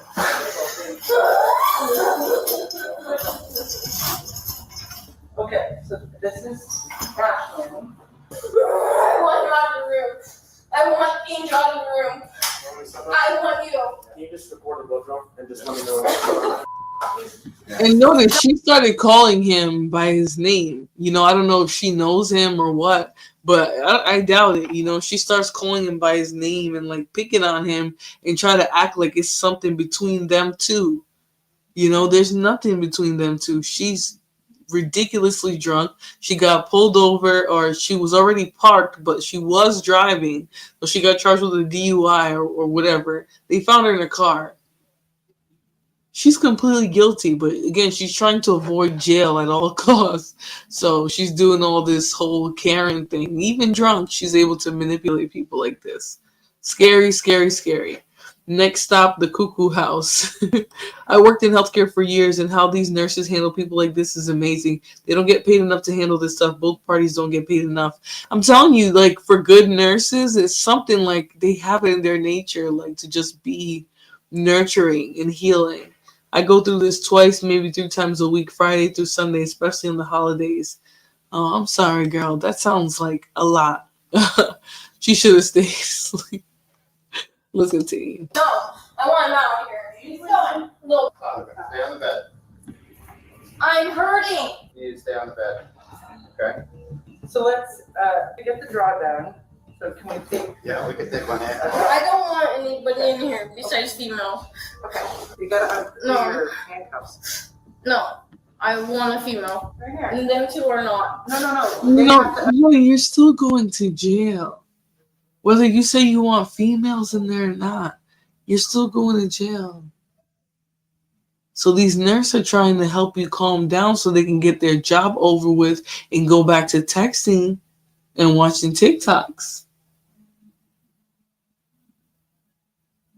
Right? But you're still going to jail, whether you tell them to get out of the room or not. When you open that bedroom door, when you open that hospital room door and peek into the hallway, the first person you're going to see is a police officer waiting to put some handcuffs on you. You know, so it's kind of, to me, it's giving entitlement and manipulation, all fueled by a substance issue. Okay, now why she would be driving to her mom's house in the middle of the night, blasted drunk like this, no idea. It's a lot, especially when they get belligerent and they try to spit in your face. Oh, ugh, I feel that. Undo your handcuffs. Undo my handcuffs. How? Why? This is not fair. I don't want men next to me. With all the officers leaving the room, the A2 medical staff encountered great difficulty in controlling the suspect, but they still try their best to complete this difficult task. I don't want anybody next to me. No! He's a dick too! He's a dick too! You haven't even met him. It's not! Let's do the handcuffs and then now you're allowed to step right at the door so you can just And you see her little trick failed, right? Because at the end of the day, that was a brand new officer now. And they're like, well, no, he just got here. So she thought she was manipulating those nurses by saying the other two, you know, Angel, which is the name of that officer, poor thing. He was fine and tall, looking like a glass of caramel milk. She want to call him by his real name. So what do? Go and find another police officer. Very manipulative behavior. And, you know, because they're being nice, she probably thinks they're dumb. No, they know what you're doing. They're just taking a different approach than the police. They're not going to body slam you. A blood draw is illegal as herein, and the officers and nurse can be sued. I don't know what you're talking about. Dang, didn't see him. Yeah, he was fine. He was fine as hell. Those officers, yeah, they were. That's probably why she was trying to show them crotch. That's probably why she was trying to show them her crotch. And when he was like, listen, I'm working. I don't want to see that. Looks gross. You just peed yourself and then sat in your pee. That's not what I'm not interested, right? She took it personal. She got more upset, you know? I really think that's what it was, but because she's drunk, like her emotions and her rationalizations are not even normal. So she's probably like, oh, damn, he don't want to see all this good chocolatey stuff or whatever stuff. Okay, and took it personal, and now she started calling him Angel. Yeah, definitely. I mean, what are they gonna do with her in a jail cell acting like this, playing Karen, acting like she's being assaulted when nothing is happening? You know what I mean? There's nothing they can do for her. Now, I don't feel like it was an hour, but it probably felt like an hour in between when she asked to use the bathroom because she was drunk out of her mind. So yes, he did. He looked like a fine little glass of honey flavored milk, you know, nice and golden. He was gorgeous. Anyways, let's continue. No, I'm not. Get the away from me. No. He's doing your handcuffs. No, away from me. He's doing the handcuffs. I don't know you. This is Officer Clarity. Cool. Good for you. I don't want you next to me. I'm right here. Cool. Step out of my room. No, step out of my room. Yeah. You're right there. Step out of my room. I don't want you next to me. No, I don't want bills in here. You guys are creeps. Bye. Especially him. I want him away out of here. Bye. Him. No, I want him out of here. You No. don't get to dictate everything, okay? We're allowing a few things. Angel? That guy? Right here. I want him out of here. He's one that started this. Can I ask you a favor? I do not like men. We have babies. See? She got rejected, and now she's telling everybody she's a lesbian. I don't like men. She's literally so drunk. She doesn't even realize the stupid shit that she's saying. You know, she's going to look back. Honestly, they should be forced to watch themselves acting like this when they're drunk. Because she's literally going to be like, damn, why the hell was I saying that? Because she was probably attracted to him. And she wanted him to see her crotch and be happy. Not looking at it like, damn, nasty. You just peed yourself. No one wants to see your pissy pussy. Let me stop. You know what I'm saying? Like, she wanted him to be attracted to her. But just because she's drunk, it didn't like, you know what I mean? I'm telling you, when people are drunk, they be acting weird. They be acting weird. And like, they will interpret things in their head and stuff. You don't be knowing what's going on. Leonard says she's acting she's in her room at home. Yeah, she said, get out of my room. Which makes me think she's probably a little bit entitled in real life, you know, when she's not plastered like this. Yeah. Let's see those. Oh, Lord. Let me get rid of you. Just ridiculous. Anyways, let's continue, guys. They can't because they're powerful. He can though. The one that made me feel uncomfortable. I would argue that she actually made him feel uncomfortable because she revealed her stinky, pissy draws to him. You know? She mentioned that. Bet just got here. What's happening?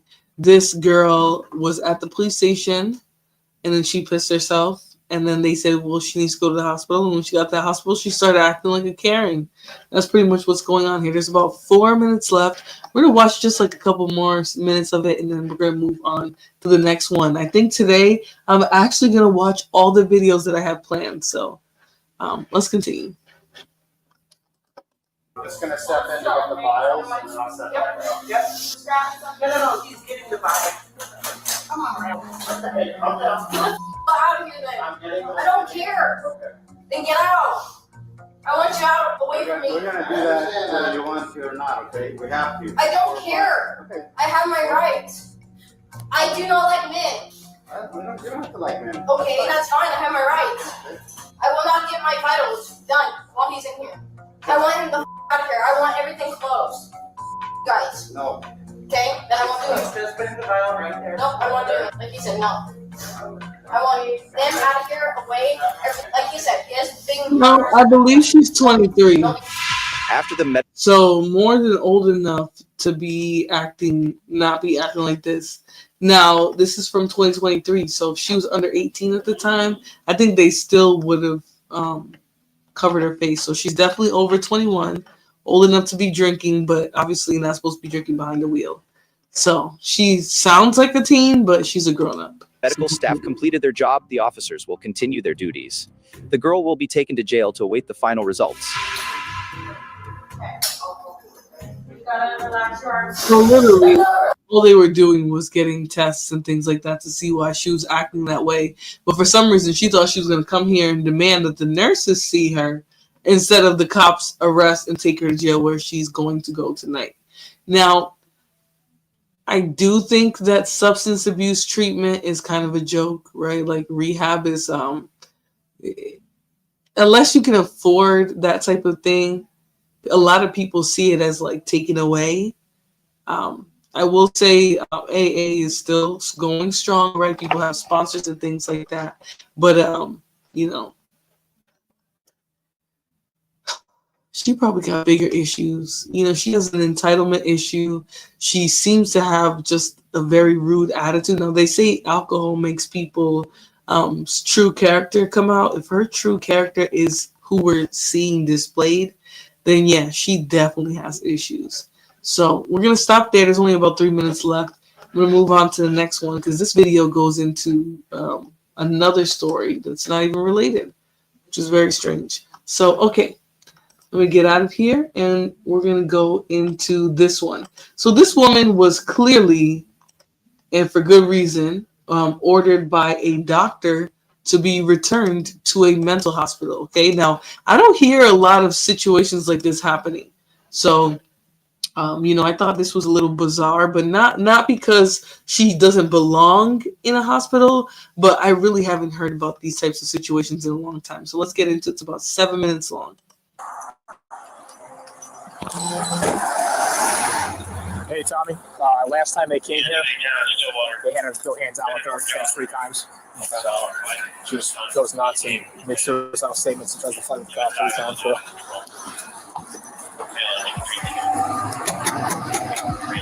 How's it going? Is she home? Yes. Yeah, how's she doing today? Not good at all. Okay. I just want to make sure we go up there. She can hear any knives or anything else like that. No, but she's very angry. All right. So basically that piece of paper where she has to come with us. So hopefully she just comes willingly. We don't got to do anything. Right, let's just go for the weekend. Yeah. It's going to be all right. Yep. Charlie.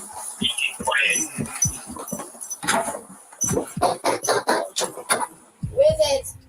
Stillwater Police.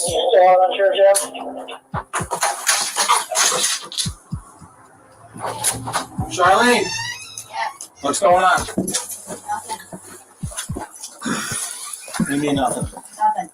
Can you come over here, please? Yeah, what's up? Can you come in my kitchen, please? Yeah, absolutely. Can you come in my kitchen, please? Can you close my door, please? I have cats. Can you close my door, please? I'll close it tight. I just closed it. Thank you. And stand in my kitchen, please. I'll stand right here. I'm fine. Okay, Gizmo, he's standing right there. He's fine. He's in the kitchen. What's going on today? Nothing. Okay. You feeling okay? I feel great. All right. So, Charlene, how would you feel about coming with us just to go talk to me at the hospital? Not today. Okay, so I'm trying to ask you if you'd like to go because we have to take you to the hospital. A doctor signed off that we got to bring you up there. You okay with just coming with us? We'll just go up real quick. Hopefully get in out. The order, please. We can provide you with the order. Before I leave my house, or I want a lawyer, because I know I changed a few things on the radio today. Okay. And I know my legal rights. Signal. Okay. Signal. I want to see a doctor's order. Okay. Because I know there is one, and I know who the lieutenant is. Hold on. I wouldn't come up here. I'm not playing this game. I wouldn't come up here. Because you're a good one. Sure, I wouldn't come up here and tell you this if I didn't have the order. It's downstairs. I'm not leaving my chair. Absolutely. If I show you the copy, you're going to be cool with us. We'll just walk down and go. Nope. Okay. No, she's not on any stuff. Her physician or whoever psychiatric doctor who was treating her obviously met with her, and he felt that she met an inpatient level of care, so she no longer was safe to be to her own devices. Now we can clearly see she's talking to God knows who, saying he's in the kitchen, and when people are displaying overt symptoms of delusion and hallucinations and things like that, yeah, doctor's gonna. Now my problem is, why wouldn't they send a mental health worker or staff with the police? You know what I'm saying? Like, the police aren't going to be able to articulate, hey, like, we're taking you to the hospital because a doctor ordered it. You need to go get back into your treatment, take your medication, and when we feel you're safe, you'll be free to go.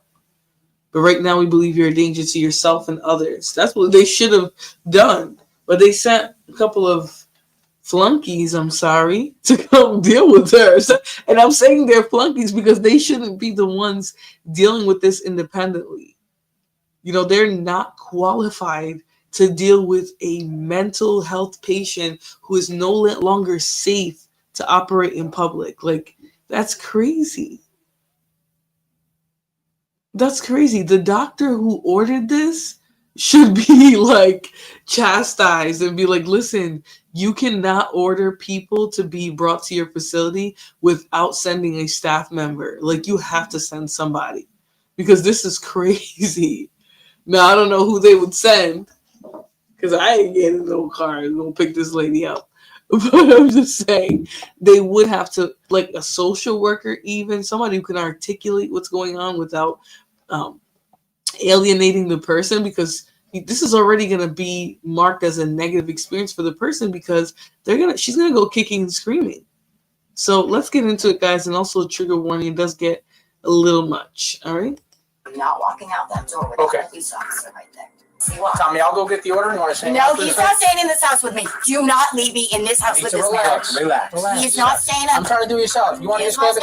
How about this? How about I stay and officers? I can't stay? Nope. We're switching again. Under the mental health and hygiene law, we got to do what we got to do. I'll be right back, guys, okay? Hi, Charlene. It's me again. So, like I said, here's the order, right? This doctor at Saratoga Hospital says you got to come with us up there.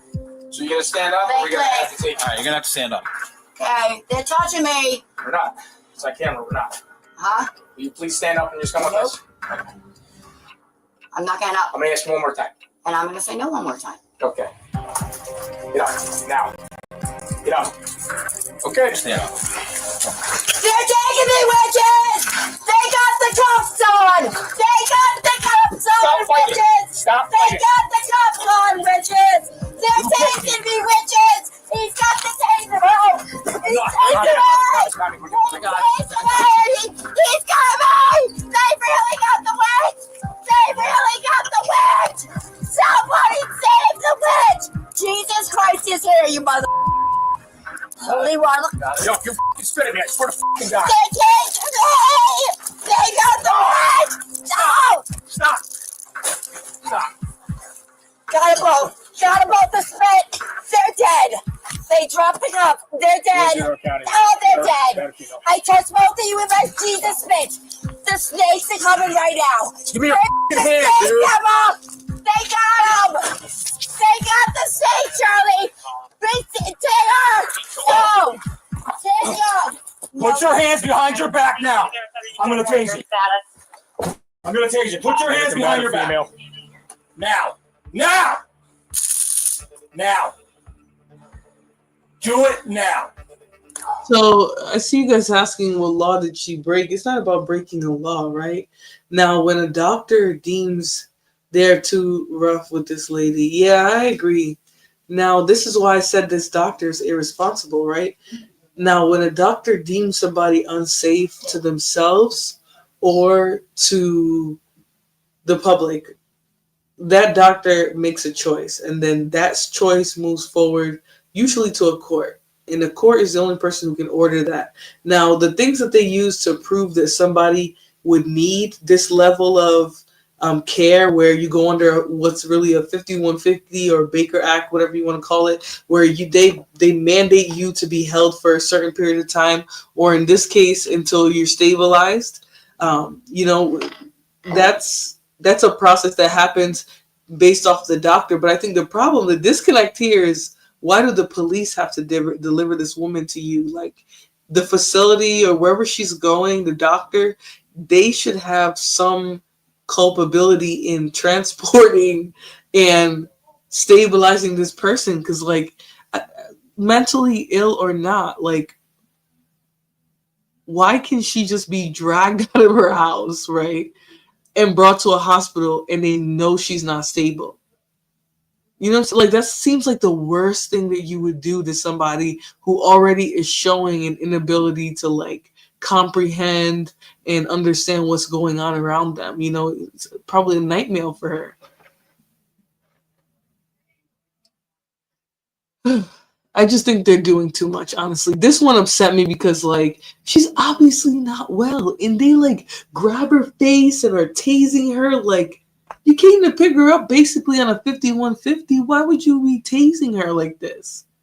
You know, grab two dudes, restrain her, buckle her, you know what I'm saying? Arrest her up, get the handcuffs on there, because people who are going through things like this can be very powerful, and take her to jail. Why are you grabbing her in the face and tasing her? Like, that just, to me, this one upset me. And she's clearly older, you know? Police are not trained and are not trauma informed. Cops are horrible when it comes to mental health. Yeah, they're definitely not. But why would the court order this and not force the doctor who's recommending this in some way or shape in a facility that he's associated with to have some responsibility in transporting this woman? The police are not qualified for this. Even firemen aren't, though. Even firemen, because as soon as they see somebody acting adversely, sometimes those firemen be thinking like, oh, that person's just a brat, or they're just doing it on purpose, or we don't want to deal with them. Like, even firefighters sometimes are unaware of these underlying conditions that are at the surface of why people are acting a certain way. You know, so I can't even say a fireman will be better. It's not their job. Their job is to put out fires, help sick people, you know, save some, you know, rescue sick people, whatever. Their job is not to deal with people in mental crises. So why are the police being tasked with doing this? And they're not giving any resources from a mental health agency. Just seems kind of out of touch. I'm not going to tell you again. Put your hands behind your back. Shut the door.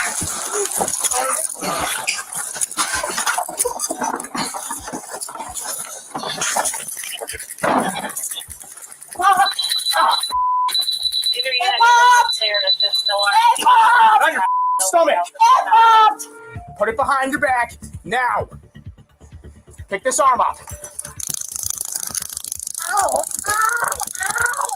Now, and then put your hands behind your back. Side now, all right? Hang tight. Do not spit. Do not anything. You okay? I'll pick up water. Very combative, fought with us. Take her deployment. Also, regards for that, I don't know if you guys want to go stair chair. She's probably going to fight again on the way down. She's cool right now, but she's still aggressive. So I don't know if it's easier for us just to strap her in the chair. One of us will ride up with you guys so we can pick up water. And we're going to go follow up. So, do you think stair chair would be easier, or do you want to just kind of I don't know. muscle her down the stairs? The stairs, pizza at 7. Yeah, pizza is ready. The stairs are very, very steep, so I don't know if it's safer for you guys to. I mean, if she's going to fight, the stair chair is not probably the best option. Okay.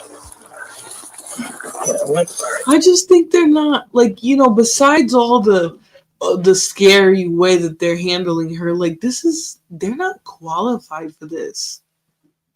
And that's not even me to be, yeah, they're laughing because they're insensitive and uncouth. They have very little empathy, right? They don't even understand what some people are going on. But if this woman is clearly just got Baker acted, why would you be sitting there yoking her up, tasing her in the face? Like, I don't know. It just seems very brash the way they're kind of doing her right now. So anyways, let's continue, guys. And please hit the like button for me, share, subscribe, hit the super chat, whatever you can do to support the channel. I'll appreciate it. But let's continue. Tommy, you want to just go in the front of there, the legs? Yep.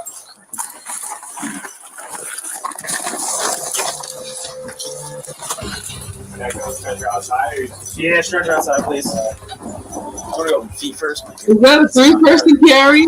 Yeah, we're first. So you got 2 people on the arms, 1 person on the leg. This is crazy. This is crazy. All right.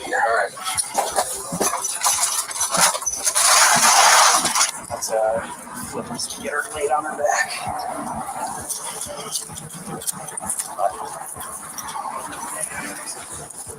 Ready?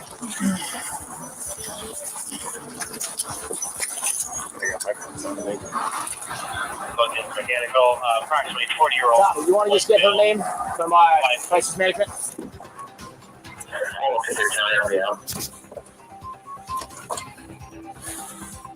1870.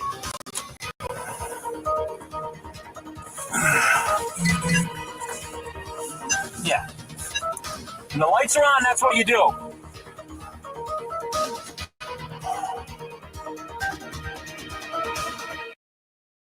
So that was hard to watch. You guys saw that one.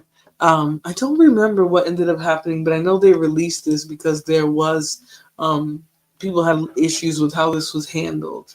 You know, I don't think that they handled this properly. I also think the burden falls on the state too, right? Why would the state enlist everyday police officers to go and pick up somebody who has been essentially Baker acted, right? They're mentally unfit. Why would they task them with picking up and detaining this woman as if she's a prisoner when really she's a medical patient, right? If the police are called somewhere to pick up somebody who's having a heart attack, they're not going to cuff her up, right? They're going to start administering medical care. So when they first got there, they should have had a mental health professional to help ease the transition for this woman. I mean, she's obviously unwell. So kind of disturbing, that one. All right, let's move on. We got 3 more. Now this one is kind of sad, all right, because this is a grown older lady. She's already, for all intents and purposes, she's already done the rearing of her children. She's enjoying out her the rest of her life as an older woman, and she unfortunately is burdened with a child who is not a child anymore. He's grown. And he's terrorizing her. Okay, let's get into it. October 13th, 2023 at 8:43 a.m. Officers responded to a Georgia home for a domestic disturbance. A woman reported her son was acting out, but hung up before giving details. Attempts to reach her again were unsuccessful. Upon arrival, the officer knocked on the front door twice.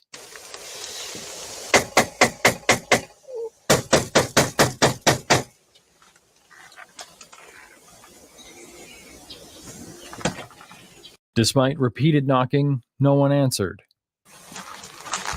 I didn't call you. No, hey, I didn't call you. And I'm fine. I didn't call you. And me and my elder. Where you at? Come here, man. Mom, come here. Mom, come here. Come here. Come here.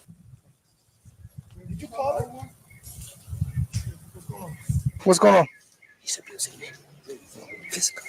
You're fine, Mom. Are you fine, Mom? Everything is fine. Mom, you're fine. Shout out to Mom, right, for not defending this little demon. I bet it hurt her. That's why she, in some ways is whispering, probably also fear, but I bet it hurt her to have to call the police on her own child. You're fine, Mom. I can't take this. So what's going on? She's good. She's a little tired because she thinks she's fine.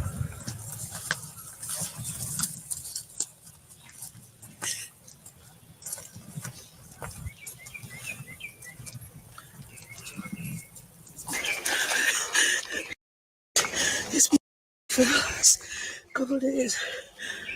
Go to bed with it, wake up with it. Shoving me down, kicking me. I can't take it anymore.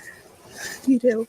Step back over there. Step back over there. She's fine. Good. Step back over there like I told you to. I'm fine. Step back over there like I told you. If you go back over there, if you don't go back over there, you're going to back of a patrol car. I haven't done anything. Turn around. Turn around. You're not good. No, you're not. No. Harass me. No, it's not. No, it's not because you're not the one that called us. Mom. I told you to stop. I'm fine. I'm fine. I'm fine. No. Mother, I'm fine. I'm fine. Don't put your hands behind your back right now. I did nothing wrong. Turn around and put your hands behind your back. I did nothing. No, you're going to get sprayed. No, I did nothing wrong. Put your hands behind your back. I did nothing wrong. No one's going to request me, cops. In the name of Jesus, I did nothing wrong. LT? Mom. Show him. Mom, no weapons supposed to get some problem. Mom. I'm just going to say this is blasphemy, right? And this is where I decided at this point that this was mental illness, right? Because he is punching, kicking, pushing down his mom. And when the police come to hold him accountable for it, he's saying, no weapon formed against me shall prosper. Okay, he's citing some scripture. Sir, religious psychosis is a real thing. Okay, it's a real thing. People become brainwashed by these religions. You know, besides the fact that we already have issues as human beings with our mental health, throw in religion, throw in any level of brainwashing, and people can become all out volatile. You know, I did on this channel. I'm probably going to revisit it, but I looked into a little bit of Nature Boy situation. Now there are people out there who've looked into those cases way deeper than me, right? But I had to look into the case for myself because I'm like, well, are you telling me these people all just fell for this little deviant and started falling in line with these beliefs? Yes. People who are already delusional are easily susceptible to manipulation, especially the religious kind, where they're volatile, violent, right? That's how they are. And then they somehow invoke this spiritual entity to make excuses for everything that they've done. Now, I do think he has some mental illness because you are beating your mom. Why would you think that, Jesus Christ or whoever is going to protect you while you're doing that? No way you're listen, religious people are like this, some of them. But it's ridiculous, to start running from the police and saying, she's fine, get out of here, I didn't call you. There has to be something mentally wrong with you if you think the police are just going to leave after she already said what you've been doing to her. Let's continue. No weapons, Father God, put the shield of faith on me, Father God. Oh my God, the shield of faith. The shield of faith. The shield of faith. That shield of faith ain't working. It's built on sin and evil. That's why. Okay, you're an evil little deviant, so you will not be shielded from anything. That's why that one man is getting ready to cuff you up. It's going to take him a while, but that's what he's getting ready to do. On the ground now. I did nothing wrong. Off the ground now. Mom, what happened? Mom, what happened? Mom, what happened? Mom, I did nothing wrong. I did nothing wrong. Ali, I did nothing wrong. You're on the ground. I did nothing wrong. I did nothing wrong. On the ground. I did nothing wrong. I did nothing wrong. You're on the ground. I did nothing wrong, Salabi. I'm in peace. I did nothing wrong. I'm Salabi. I'll talk to you in a minute. No one's supposed to. I did nothing wrong. Get on. I will stand up. Get on the ground. I will stand up. Get on the ground. I did nothing wrong. Get on the ground. I'm Salabi. Get on the ground now. Nope. Get on the ground. Get on the ground. Get on the ground. Get on the ground.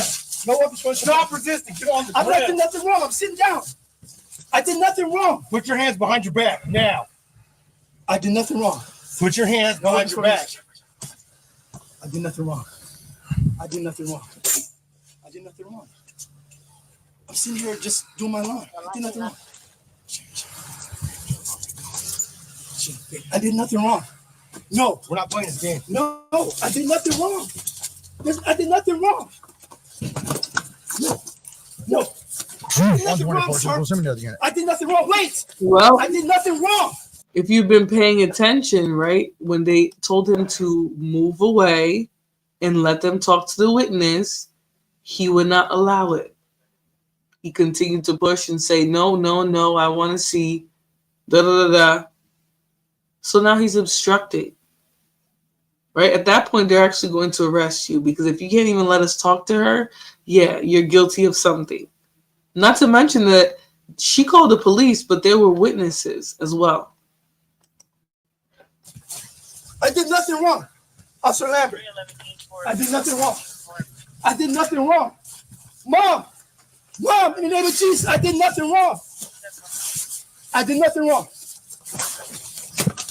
I did nothing wrong. I did nothing wrong. I did nothing wrong, Officer Lambert. Mom, I did nothing wrong. I did nothing wrong. Mom, in the name of Jesus. Get on the ground. No one's shield of faith. I'm not telling you again. Shield of faith. Get on the ground. I did nothing wrong. Stop no one's resisting. trying to get you prosper. No one's trying to prosper. No one's against you shall prosper. In every Jesus. Turn around now. I pray mighty the armor Get on the ground. Shield of faith. Shield of faith. Protect me, Lord. Protect me, Lord Jesus. Get on the ground. Shield of faith. Protect me, Lord Jesus. Protect me, Lord Jesus. Protect me, Lord Jesus. I pray for the helmet of salvation right above my head. The breath of the righteous right above my chest. The shield of faith. Get on the ground. I did nothing wrong. Get on the ground. I did nothing wrong, Mom. I did nothing wrong, Mom. No one's for you guys to prosper. I did nothing wrong. She's fine. I did nothing wrong. Get on the ground. I did nothing wrong. Get out of the house. I did nothing wrong. Get out of the house. No, I did nothing wrong. Get out of the house. Father God, shield of faith. I did nothing wrong. Get out of the house. I did nothing wrong. She's fine. I did nothing wrong. I did nothing wrong. I did nothing wrong. Shield of faith. My child. Shield of faith. I think he's hoping if he says it. I think he's hoping if he says it enough that they'll actually believe that he didn't do anything wrong. I think that's what's going on. It's like a spell. You know, Dr. Umar be like, open your wallet, open your wallet, open your wallet. And then people open and donate to that fictional school. Yeah, it's the same way.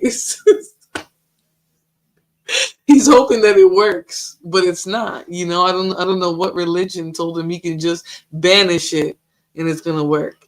It's shattering for the religious people when they realize that their faith don't work. Not faith don't work. My Father, I did nothing wrong. I've been 87 times. I did nothing wrong. Father God, I pray the helmet of salvation mighty. Father God, protect my eyes, Lord Jesus. Protect my eyes, Lord Jesus. I did nothing wrong. Protect my eyes, Lord Jesus.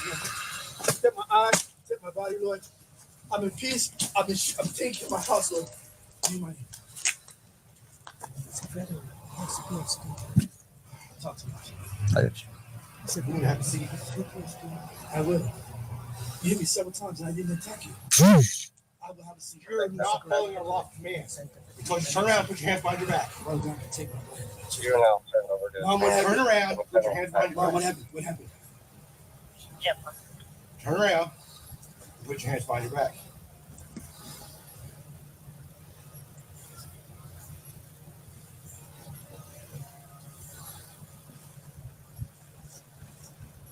I need water. You need to turn around, put your hands behind your back. I need water for a second. Nope. I need it. I need that touch you. Turn around and put your hands behind your back. Now, this is such a weird situation because I did nothing wrong. he's been resisting arrest, but the officer's just standing there. It's like he doesn't want to be bothered with trying to take this big old man down. Now, I do think I saw in the comments, and I believe that the other law officer, the other police officer is not allowed to intervene. He's there as a neutral third party who's not supposed to get physical for some reason. Now, I don't know how true that is, but otherwise, he's leaving this guy out to dry. Now, I do think in terms of de-escalation, they want to see if people are going to be flexible, like the officers are going to be flexible enough to not just automatically choose violence, But this one didn't make sense. This seems like a skit. Like he's just standing there staring at him like, but he's a big dude, you know, he's probably not trying to figure out how to put him down. He's definitely not there upstairs. Yeah, definitely not. King Rooster said he's scared. Most officers are until they get 5 people on the scene and then they want to. Well, I think he has a right to be. That's a big man. And if he will put hands on his mama, he will hit anybody, right? He's a big boy. And even with 2 officers, they were struggling to get him down. So, let's see. He's going to tase you. If you do not turn around, put your hands behind your back. Mom. You better do what you're told. Better do what you're told. What am I doing in there for? Turn around and put your hands behind your back. What am I doing? No, you're about 3 seconds for your bellies. No. For what? What is the reason? You have to tell me what the reason for the cause. Right now, you're under arrest for instruction. I haven't instructed anything. Yeah, you have. On this side, Hedge. No, Cross the street. Wow. Over here. I have not instructed anything, Officer Lambert. I have not instructed anything. I have not instructed anything. You're about to get tased. Get your taser out. I've not instructed anything. Hands on the ground. I've not instructed anything. Get on the ground or you're going to get tased. 1, lay down. 1, go ahead. 2, no. 3. No, you can 3. Get right here. Okay, I'm here. No, you have to take me. I said this one over here is all donuts and flab, no muscle. Because he came there like he was just telling him, get down! But he's just a big ball of fluff. So even though he was able to put him to the ground, he still struggled even himself. So he does come in like he's going to save them, but I don't see that. Get on the ground now. I can't lay on my face and lay on your face. I can put my hands on my back. I can put my hands on my hands. Lay on the ground. My hands are right here. Lay on the ground. Get on the ground. Get on your face. Get on your face. I'm on the ground. Put your hands on your back now. Behind your back now. Get on your face. Get on your face. Get on your face. I can't. Get on your face. And the fact that the taser is not working, you know, is crazy. Oh, well, I'm glad you're back. Yeah, this is the action. You know, he's been resisting arrest for quite a while now. But, you know, it appears that he's also being compliant. So he will act resistant, but then he'll stop. And they just tased him and it didn't do a goddamn thing to him. It didn't do anything to him. I don't understand. I don't understand at this point. He's fully competent because he said the officer's name, giving us an idea that he's aware of what he's doing. Yeah, but just because somebody's competent doesn't mean that they're acting in their right frame of mind. You know, he could be just sort of in a daze where he's aware, but, you know, not really there. Good night, everyone. About to start my shift. Okay, Empress. Good luck. Have a good shift. Stay awake. Okay. I'm about to be going to sleep soon, girl, but I get up early on the other side of the clock. So have a good night, Empress. He might be on drugs. I don't know about that. I mean, definitely maybe. But he seems to be like sort of not mellow out, but he's just sort of like, he's just there, you know, he's just present. PCP will make you resistant to outside force. Yeah, I can see that. Why is there never any black officers in these situations? Well, get on your face. Get on your stomach. Get on your stomach now. Roll over on your stomach now. I can't. I can't. Mom! Get on your stomach. Put him in cuffs. Get on your stomach. Put him in cuffs. Not your stomach. Put him in cuffs. Get on the ground. Get on the ground. Get on the ground. Put your hand behind your back. Now. I can't. Put your hand behind your back. Now. I can't. Do it. Get your hand behind your back. Behind your back. oh boy. Now I see what's happening. So hold on, guys. I'm going to stop sharing this video. Hold on, because for some reason, YouTube decided to give me a little bit of a bump in the butt.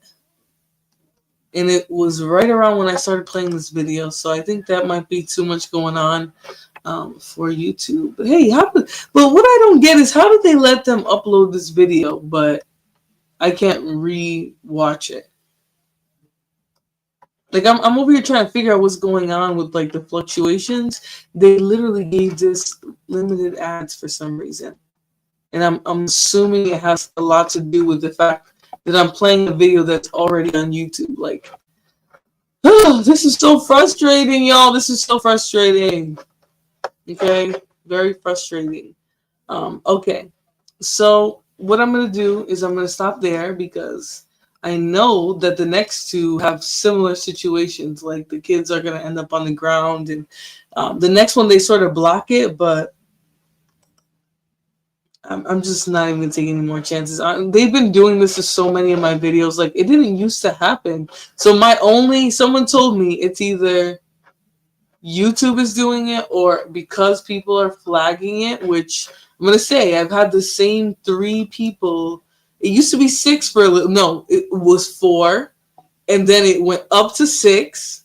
And then it went back down to 3. But there's the same group of little gnats that have been disliking my videos, like literally consistently disliking the videos, and I have a feeling that they're flagging it, and that's what's causing YouTube to flag it for ad suitability. Now I've played them tasing people before. Now see, I took the video off and they want to re-monetize my video. Like this is just, I don't know what YouTube is doing. I don't know what they're doing. This is just so not fair at all. And I hate that little dusty people get to come and flag my video and I have to stop playing content that is suitable for any other channel to play. Like it's very frustrating. All right, now because of that, I'm gonna play the last one. Now, I am going to take it off if it gets violent, but this guy doesn't do nothing but tear himself up, so I'm going to play this next one. They really got on my nerves with that. Like, it's been happening so much, though. And Ava, I monitor what's going on with my stream because that's how you can tell if your video is being flagged, if you have content that YouTube is deeming not suitable and things like that. You want to keep track of that. So I'm monitoring it. And literally, once I start playing this video, it goes to not suitable. Like, and now when I take it off, it's back to being suitable.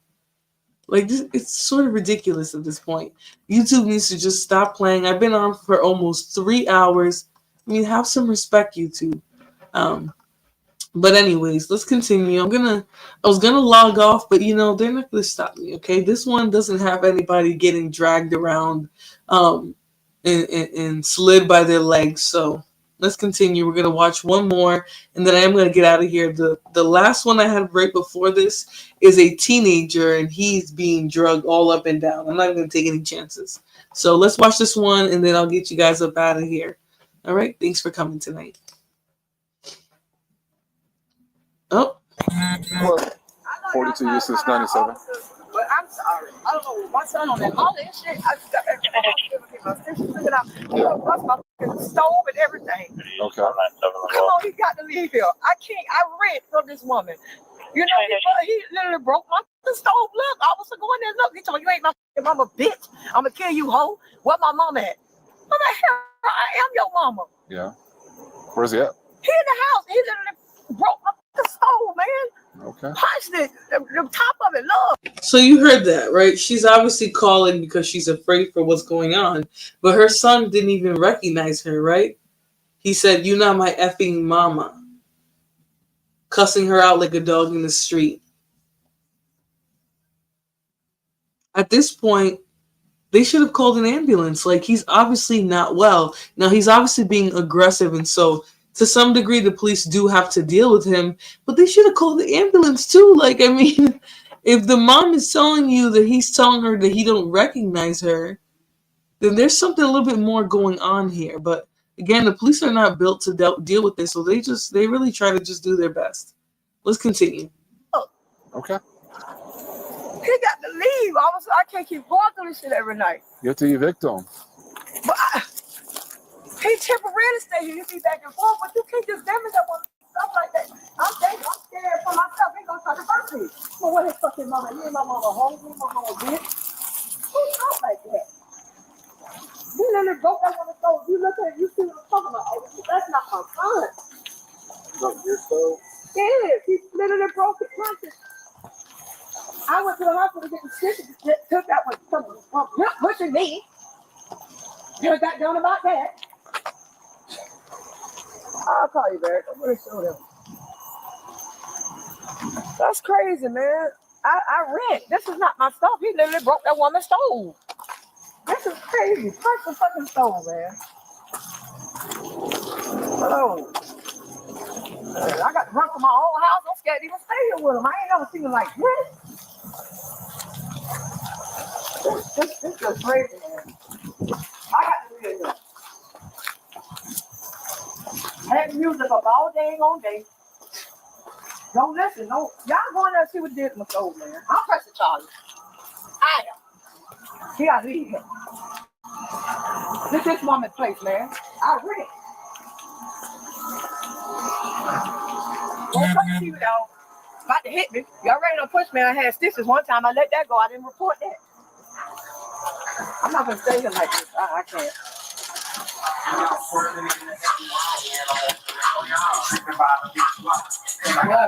What's up, Harold? I was just wrapping the stuff. Harold, come outside. No, I'm free. Come outside. Come on, man.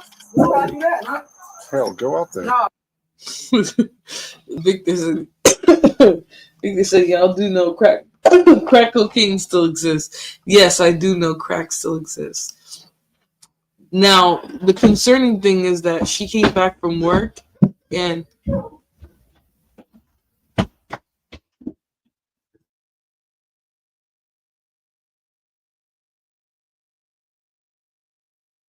sorry, there's a bunch of horses galloping through my house right now. What the heck? Son gave her stitches. That's sad. Yeah, it's very sad, but I think the mom and the other person who's going to appear here, they know he has issues. The police know that too, but again, he's just going to get arrested here. So there's no real intervention. Now, I don't know what's going to go on down the line. I think maybe at the end of the video, they might tell if he gets treatment or if it's required. Also, this is Florida, guys. So just so you know. Okay, there's some music I'm going to have to not play. But okay, guys, let's continue. Oh, no, let him in. What you talking about? Let him in for what? Let him in for what? No, I'm a bitch. I'm a hoe. I ain't calling you no bitch. No hoe. No. Harold. I ain't do nothing, man. Come outside. Hold on, sir. Stop. Put that down. Stop. Harold. Hold on. Harold. Hold on. Hey. Harold. Hey. Stop. Stop. Come outside. Get on the ground. Get on the ground. What y'all finna tell On the ground. Get on the ground, Harold. What I did. What y'all telling me for?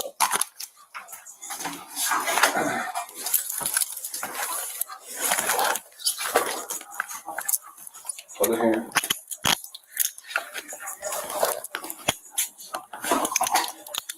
What do you Harold, do you think? What y'all came to my house for? What I did? Your mom let us in. What she let y'all in for? Stay right there. What did you put in? So you finna press charge on me? Hello? So you finna press charge on me? No. Where did it go? What go? What was in your hand? What is in my hand, man? Them was something that she be lighting up in here, man. There wasn't nothing in my hand. Yeah, I did. There wasn't nothing in my hand. There's a. Oh my God, I'm so tired, man. Y'all just can't take me to jail for this, like for no reason. Y'all be running my house, and I'll call y'all. I be telling y'all she be messing with me. No, I'm pressing charges on her first. Now, if you hear, he wasn't expecting her to call the police or press charges. You know, that's why he said, you pressing charges? Why would he immediately know what she's talking about? Right? But he's so accustomed and used to overrunning her boundaries, disrespecting her, calling out of her name, that he just thought she was going to keep dealing with her shenanigans. Now, yes, this is entitlement. This is poor behavior. But he also has some mental health issues, substance abuse issues that the family obviously recognizes. All right, so let's continue. So, no, you cannot take me to jail. I didn't do nothing. This is my house. Don't treat me like that. I just not got out of jail. Do not treat me like that. Is it in there? This is my house. I don't know. This is not your I don't have nothing on me at all. Stay away from that table. Ma'am, That's stuff that she has. ma'am, ma'am, can you just wait outside for us? Yeah, I've been to the hospital. How? Can you just wait outside for You us? gotta be always calling me. Stop doing that. Stop doing that. Stop doing that. Y'all want to call somebody for nothing. For nothing. It ain't nothing going on at all. Always want to call somebody. Ain't nothing going on. They told them, I don't got nothing on me. What you trying to touch my ass? Please do not rape me. I'm telling you, I'm gonna press charges. Do not rape me. I just told you I ain't do nothing. I don't got nothing on me. Stand up. You're not finna see my ass. Stand up. That's what you're not gonna do now. Now you can let me out these hands because I ain't do I'm nothing. gonna pull your pants up for you. I'm finna pull up myself. You don't gotta touch me. Please do not touch me. You just tried to rape me. You just tried to rape me now. Stop. You just tried to rape. I just told you I don't got nothing in my pockets. I'm not gonna let you rape me. That's just my ID card. That's just my ID card, sir. Because I always call y'all and tell y'all she be messing with me. Stop. I just told you. Calm down. I'm calm down. Right. I called y'all. How y'all gonna get mad at me when I called y'all? Really? For her stuff that's on the table? Really? Okay. Come on, she light that up every day. Nobody gonna talk shit when she talk shit, dog. You didn't call the police, Dunce. No, this one, and this is what I'm saying, like, the average person, the police, they're not going to see how he's acting and think, wow, he must be going through a mental health crisis. They're going to be like, this is an entitled jackass who's very rude and disrespectful to people who are letting him stay in his house, in their house, rent-free. He's felonious at that. Just got out of jail on probation, whatever. And obviously the mom has to call a lot.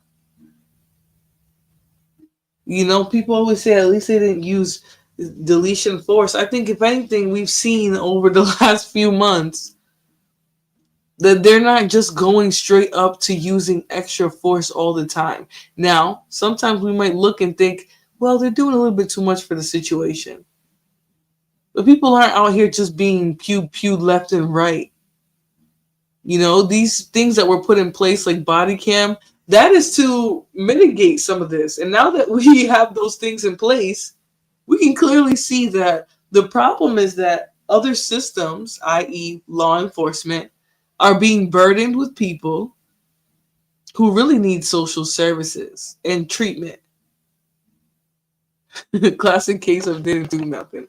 Yeah, I think there's a little bit more going on behind the surface here, but to the police, to the average person watching this, to the average person who's watched this video, it just looks like some jackbutt who is being entitled in his mom's house. But there could be so much more going on underneath that mom is not equipped to deal with. She's worked, she's kept her home, but she do not have time to be babysitting a grown adult who's clearly mentally unstable or unwell. It's not her job.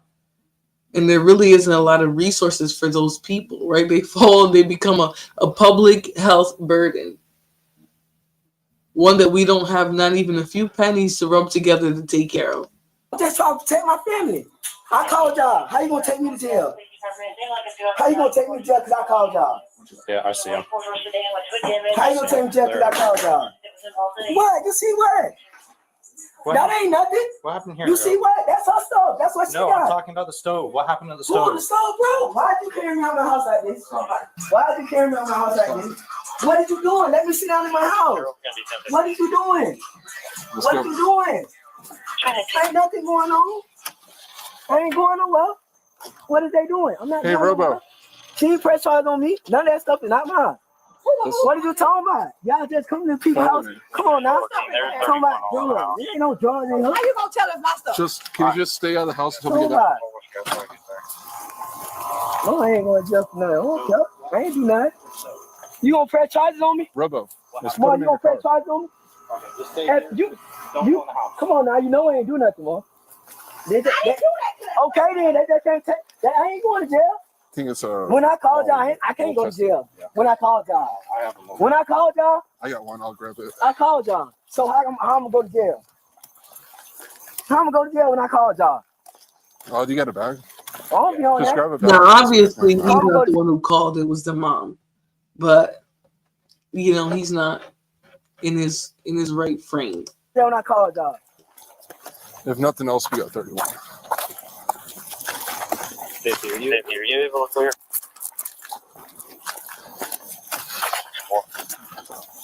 Or Bianchi. I'm gonna go to jail when I call y'all. What are y'all doing? You get your hands off of me, please. How you gonna take me to jail when I call y'all? You just can't do that in my own home. You didn't call it. Yes, I did. Victor, your bias is causing you to misinterpret the situation. Okay? She came back from work. When she came home, he was in her house acting a fool. She still has a uniform on. Okay? She wasn't doing any crack with this man who's in her house, unemployed, dirty, playing music loud, acting a fool. Okay? I love how the working person is being grouped up with this leech. Now, just because he's mentally ill and going through stuff doesn't mean that he should be allowed to leech off of his family members and treat the person who's paying the rent like this. I don't agree with that. Not at all. What about the dope on the counter? He said the woman lights that up also. Of course. Now imagine you would throw your mother under the bus like that when she just calling the police to get you trespassed. So all that means you have to leave. She's not trying to hurt you or attack you. She's just telling you to leave. You don't want to listen. It's ridiculous. All right. We're going to finish this one up and I'm going to get out of here. I'm probably going to do a few more minutes of this because I am exhausted and we're almost at 3 hours. All right. Let's continue. Call y'all. I the one did the report. Your mom called. What report? I the one that did the report. What report? That when I called y'all. When'd you call us? She pressed charge on me. How y'all gonna take me? No, you can't take me to jail for When'd you that. call us? No, I didn't do nothing. I just not called y'all.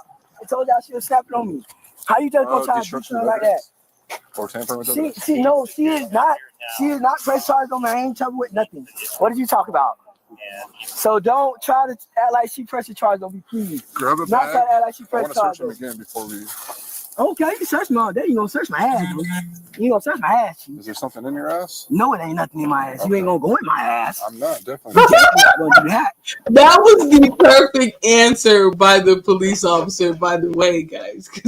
Okay, he said if there's something in your ass, hold on, let's hear that again. I ain't trouble with nothing. What did you talk about? So don't try to act like she pressed charge on me, please. Grab a Not bag. try to act like she I pressed want to charge search him on me. again before we. Okay, you can search me all day. You gonna search my ass. You gonna search my ass. Is there something in your ass? No, it ain't nothing in my ass. You ain't gonna go in my ass. I'm not, definitely. You definitely not gonna What do is that. his obsession? Okay. What is his obsession with his ass? Because he's mentioned it every time the cup gets near his butt. Why are you mentioning your butt for? He said, "You're not gonna go in my ass," like he's daring him to or something. I can't. Why you got your hands up on me like I'm arrested? You are arrested. No, I'm not. You're going to jail No, I'm not. For what? I didn't do nothing. for possession. For possession of what? We're about Possession of what? We're about to test it. Possession. Test it for what? Possession, tampering. Tampering what? Because you What I grabbed it and tamper you're with? running your room. I didn't grab Resisting. nothing. You ain't seen me resist nothing. That's why you have you held that taser point? I know I'm gonna beat that. Okay. I know I'm gonna beat that. Wait. I know I'm gonna beat that. I know I'm gonna beat that. You know I don't got nothing on me, sir. So can you please stop trying to search my ass? You know I don't got nothing on me. So please stop trying to search my ass. Stop. You just took my money from out my pocket. You just not took my money from my pocket. Yeah. No. It's on the table. Okay then. You just not so you steady searching me. Stop. I'm trying to hold my pants up. Let go. Let me hold my pants up. Harold, knock it off. Man, that shit Stop. don't hurt me, man. That shit don't hurt me, bro. He must have some That shit drugs not in hurt his me, bro. butt. Hold on. That shit don't hurt me, bro. He must have some drugs in his butt because Raystone said he's cuffing something in his butt. Yeah, that's why he keeps trying to bring the attention away from his butt, you know, and say, "Oh no, I'm gonna pull my pants up or whatever," because he got something in the crack of his ass. He's gonna be shaking it down his leg on the way to the police car. Oh my goodness. I can't. This is such a weird thing for him to be fixated on. Like, you ain't gonna touch it. You ain't gonna go in my ass. You ain't going to go in mine. And he just keeps mentioning it. There's something wrong with this dude. Okay, let's continue. That shit don't hurt me. All that dumb shit. Y'all just can't arrest me when I called y'all. What did you want my pants for, son? I just told you I don't got nothing in my pants. Let me pull up my pants. I'm 42. Put your feet in. Okay. Put my feet in for what? Put your feet in. Put my feet in for what? Stop. Move your foot. Let's go collect all that before she tries to do it. Here. What's that? Who's that? Who's looking What's your name?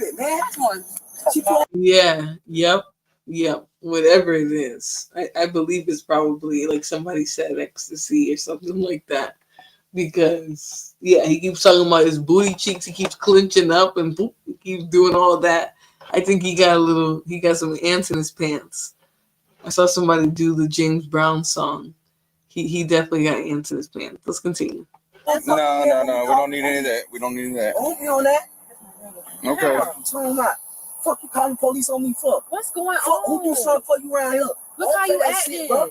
I be telling you when I be chilling, bro. Don't fuck me. You're Don't not fuck me when I chilling. be chilling. That's your mom, though. Why I just be chilling. Don't come fucking with me. You're not even yourself right now, bro. Oh, I ain't worried about that. I don't think she called the police. Somebody else did. Okay then. Tell us stop trying to face charges on me. She ain't pressing charges. They found your drugs. What drug? Either way, found nothing on me. What possessed you to punch the punch what? The stove or whatever you did to it? What's the stove been, bro? What did you talk about? Okay, I get it, cause police right here. But why? That's your mama. When she done with you, where you gonna go? You got your sister, but still. That shit. I get that shit on my own, man. I'm going back to Baton Rouge. This young boy, stop playing with me. Okay. Y'all know what's up, my top. Y'all know what's up. Y'all know what she did. When I came from Baton Rouge. Stop playing with me. Stop playing with me. What you doing? I don't want to talk. How are you? You make me want to cry because you're not even yourself no more, bro. I know. Now, you only get like that when you. There's a possibility, Ray, that the crack or whatever it is that's inside of that bag that he got in his bunghole, it's possible that it's already absorbed inside of his body. That's why he's acting so bizarrely, you know. But let's continue. There's a few more minutes of this that I found extremely entertaining. Then I'm gonna send you guys off so I can go play video games until midnight and then be mad that I didn't get enough sleep. All right, let's continue. No, I'm not gonna stop because you need to hear my mouth. That's why you're still doing it. Stop talking to me, bro. I don't want to talk all the time. All y'all do want to talk. Talk to me.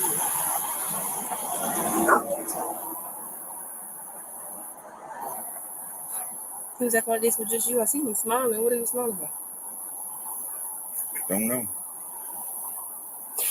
Larry. What does that mean? We love you. If you don't love me, I know, because you want to be acting like this. You want to be acting like this. You harm your own sisters and mom.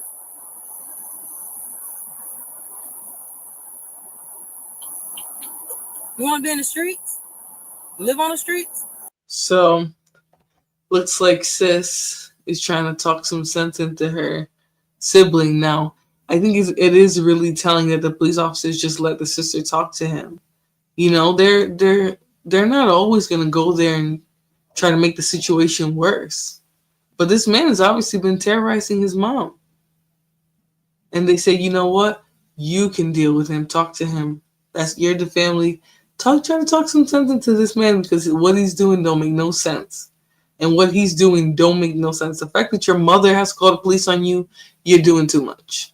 The quickest way to get high is oh Lord, he's acting all wrong.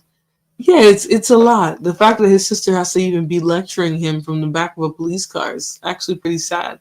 But, you know, I think they had compassion for this family in this moment because the last thing they want to do is call the police on their child. But, I mean, if he's acting like this, what can they do?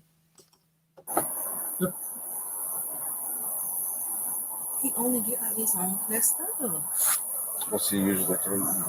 Do you know? No, I ain't taking nothing. Hold It's on. not like- Hold on a second. No, I'm not lying because I don't know, Harold. We thought it was weed, but clearly it ain't that. Man, they let people smoke weed and stuff, You man. can smoke weed. You can, but that's it.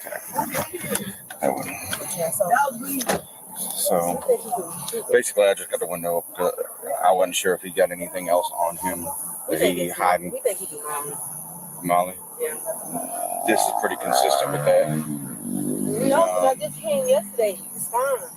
So I He think called us twice last night saying he heard somebody in the backyard. that's But he was fairly chill. He didn't seem under the influence, but he may have just started. You know, so it may have, or he was coming down. I'm not really sure which. He was kind of chill, but he wasn't hearing. He was just hearing things that weren't there, stuff like that. You know, or maybe he just heard like a cat or a dog in the yard or something like But he that. didn't think it's not there. Yeah. So, but he's a whole 180 from what he was last night. He called us like 2-3 in the morning last night. Like when he came banging on my door, 500. And saying, you know, I heard something in the backyard.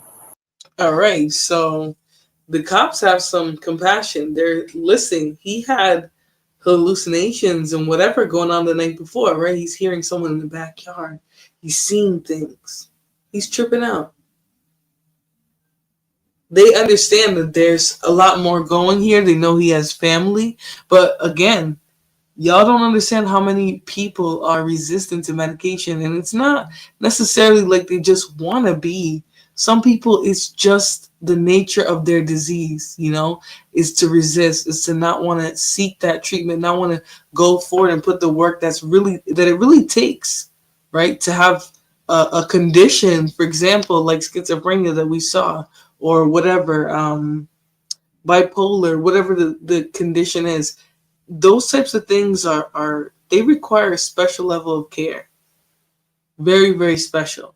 And not everybody's equipped to just help somebody in that situation. But, you know, at least mom and sister are trying their best. You know, they seem to be tired of his ass, though. And once you become an adult, it is your responsibility to heal. You don't get to just keep harming other people. You know, and the police, they have a duty to protect your family as well from you if you become a danger to them. And that's what he's become.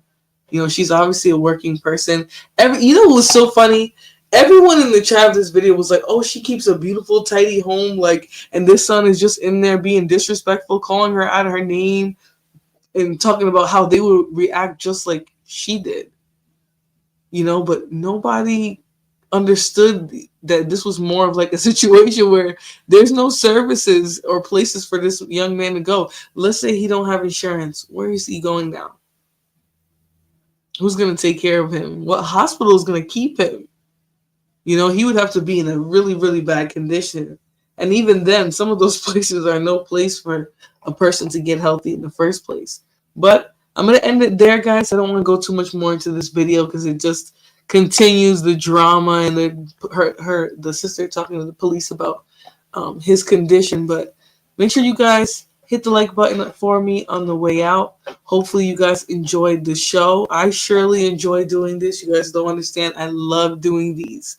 Now during the week, I'm going to try and spill in my little true crime series as well. Like, and when I say true crime, I mean, when you guys mention real cases to me, I'm going to dedicate smaller shows to those. So maybe like an hour and a half of just digging into the case in the best way possible. Now, I appreciate you guys bearing with me. You know, we're at, I don't want to say it right now, but we're at 3,000 subs. Okay. We're on our road. We're finally on the road to 5,000 subscribers. I'm trying to get the numbers all the way up, and you guys are being so graceful with me. Clearly, you guys can tell that this is content that I value and I respect and I enjoy. Right? Body cam is something that is just, man, the fact that we can see the interactions between the police and the public, it is a great learning experience. So anyways, hopefully you guys enjoy the channel. I appreciate you guys. Raystone says, keep up the good work. I appreciate you. Free Palestine says, that's great. Yeah, I appreciate you guys so much for being here. And hopefully you guys continue to come and enjoy more content on my channel. So I will see you guys on the next one. Have a good night. Bye-bye.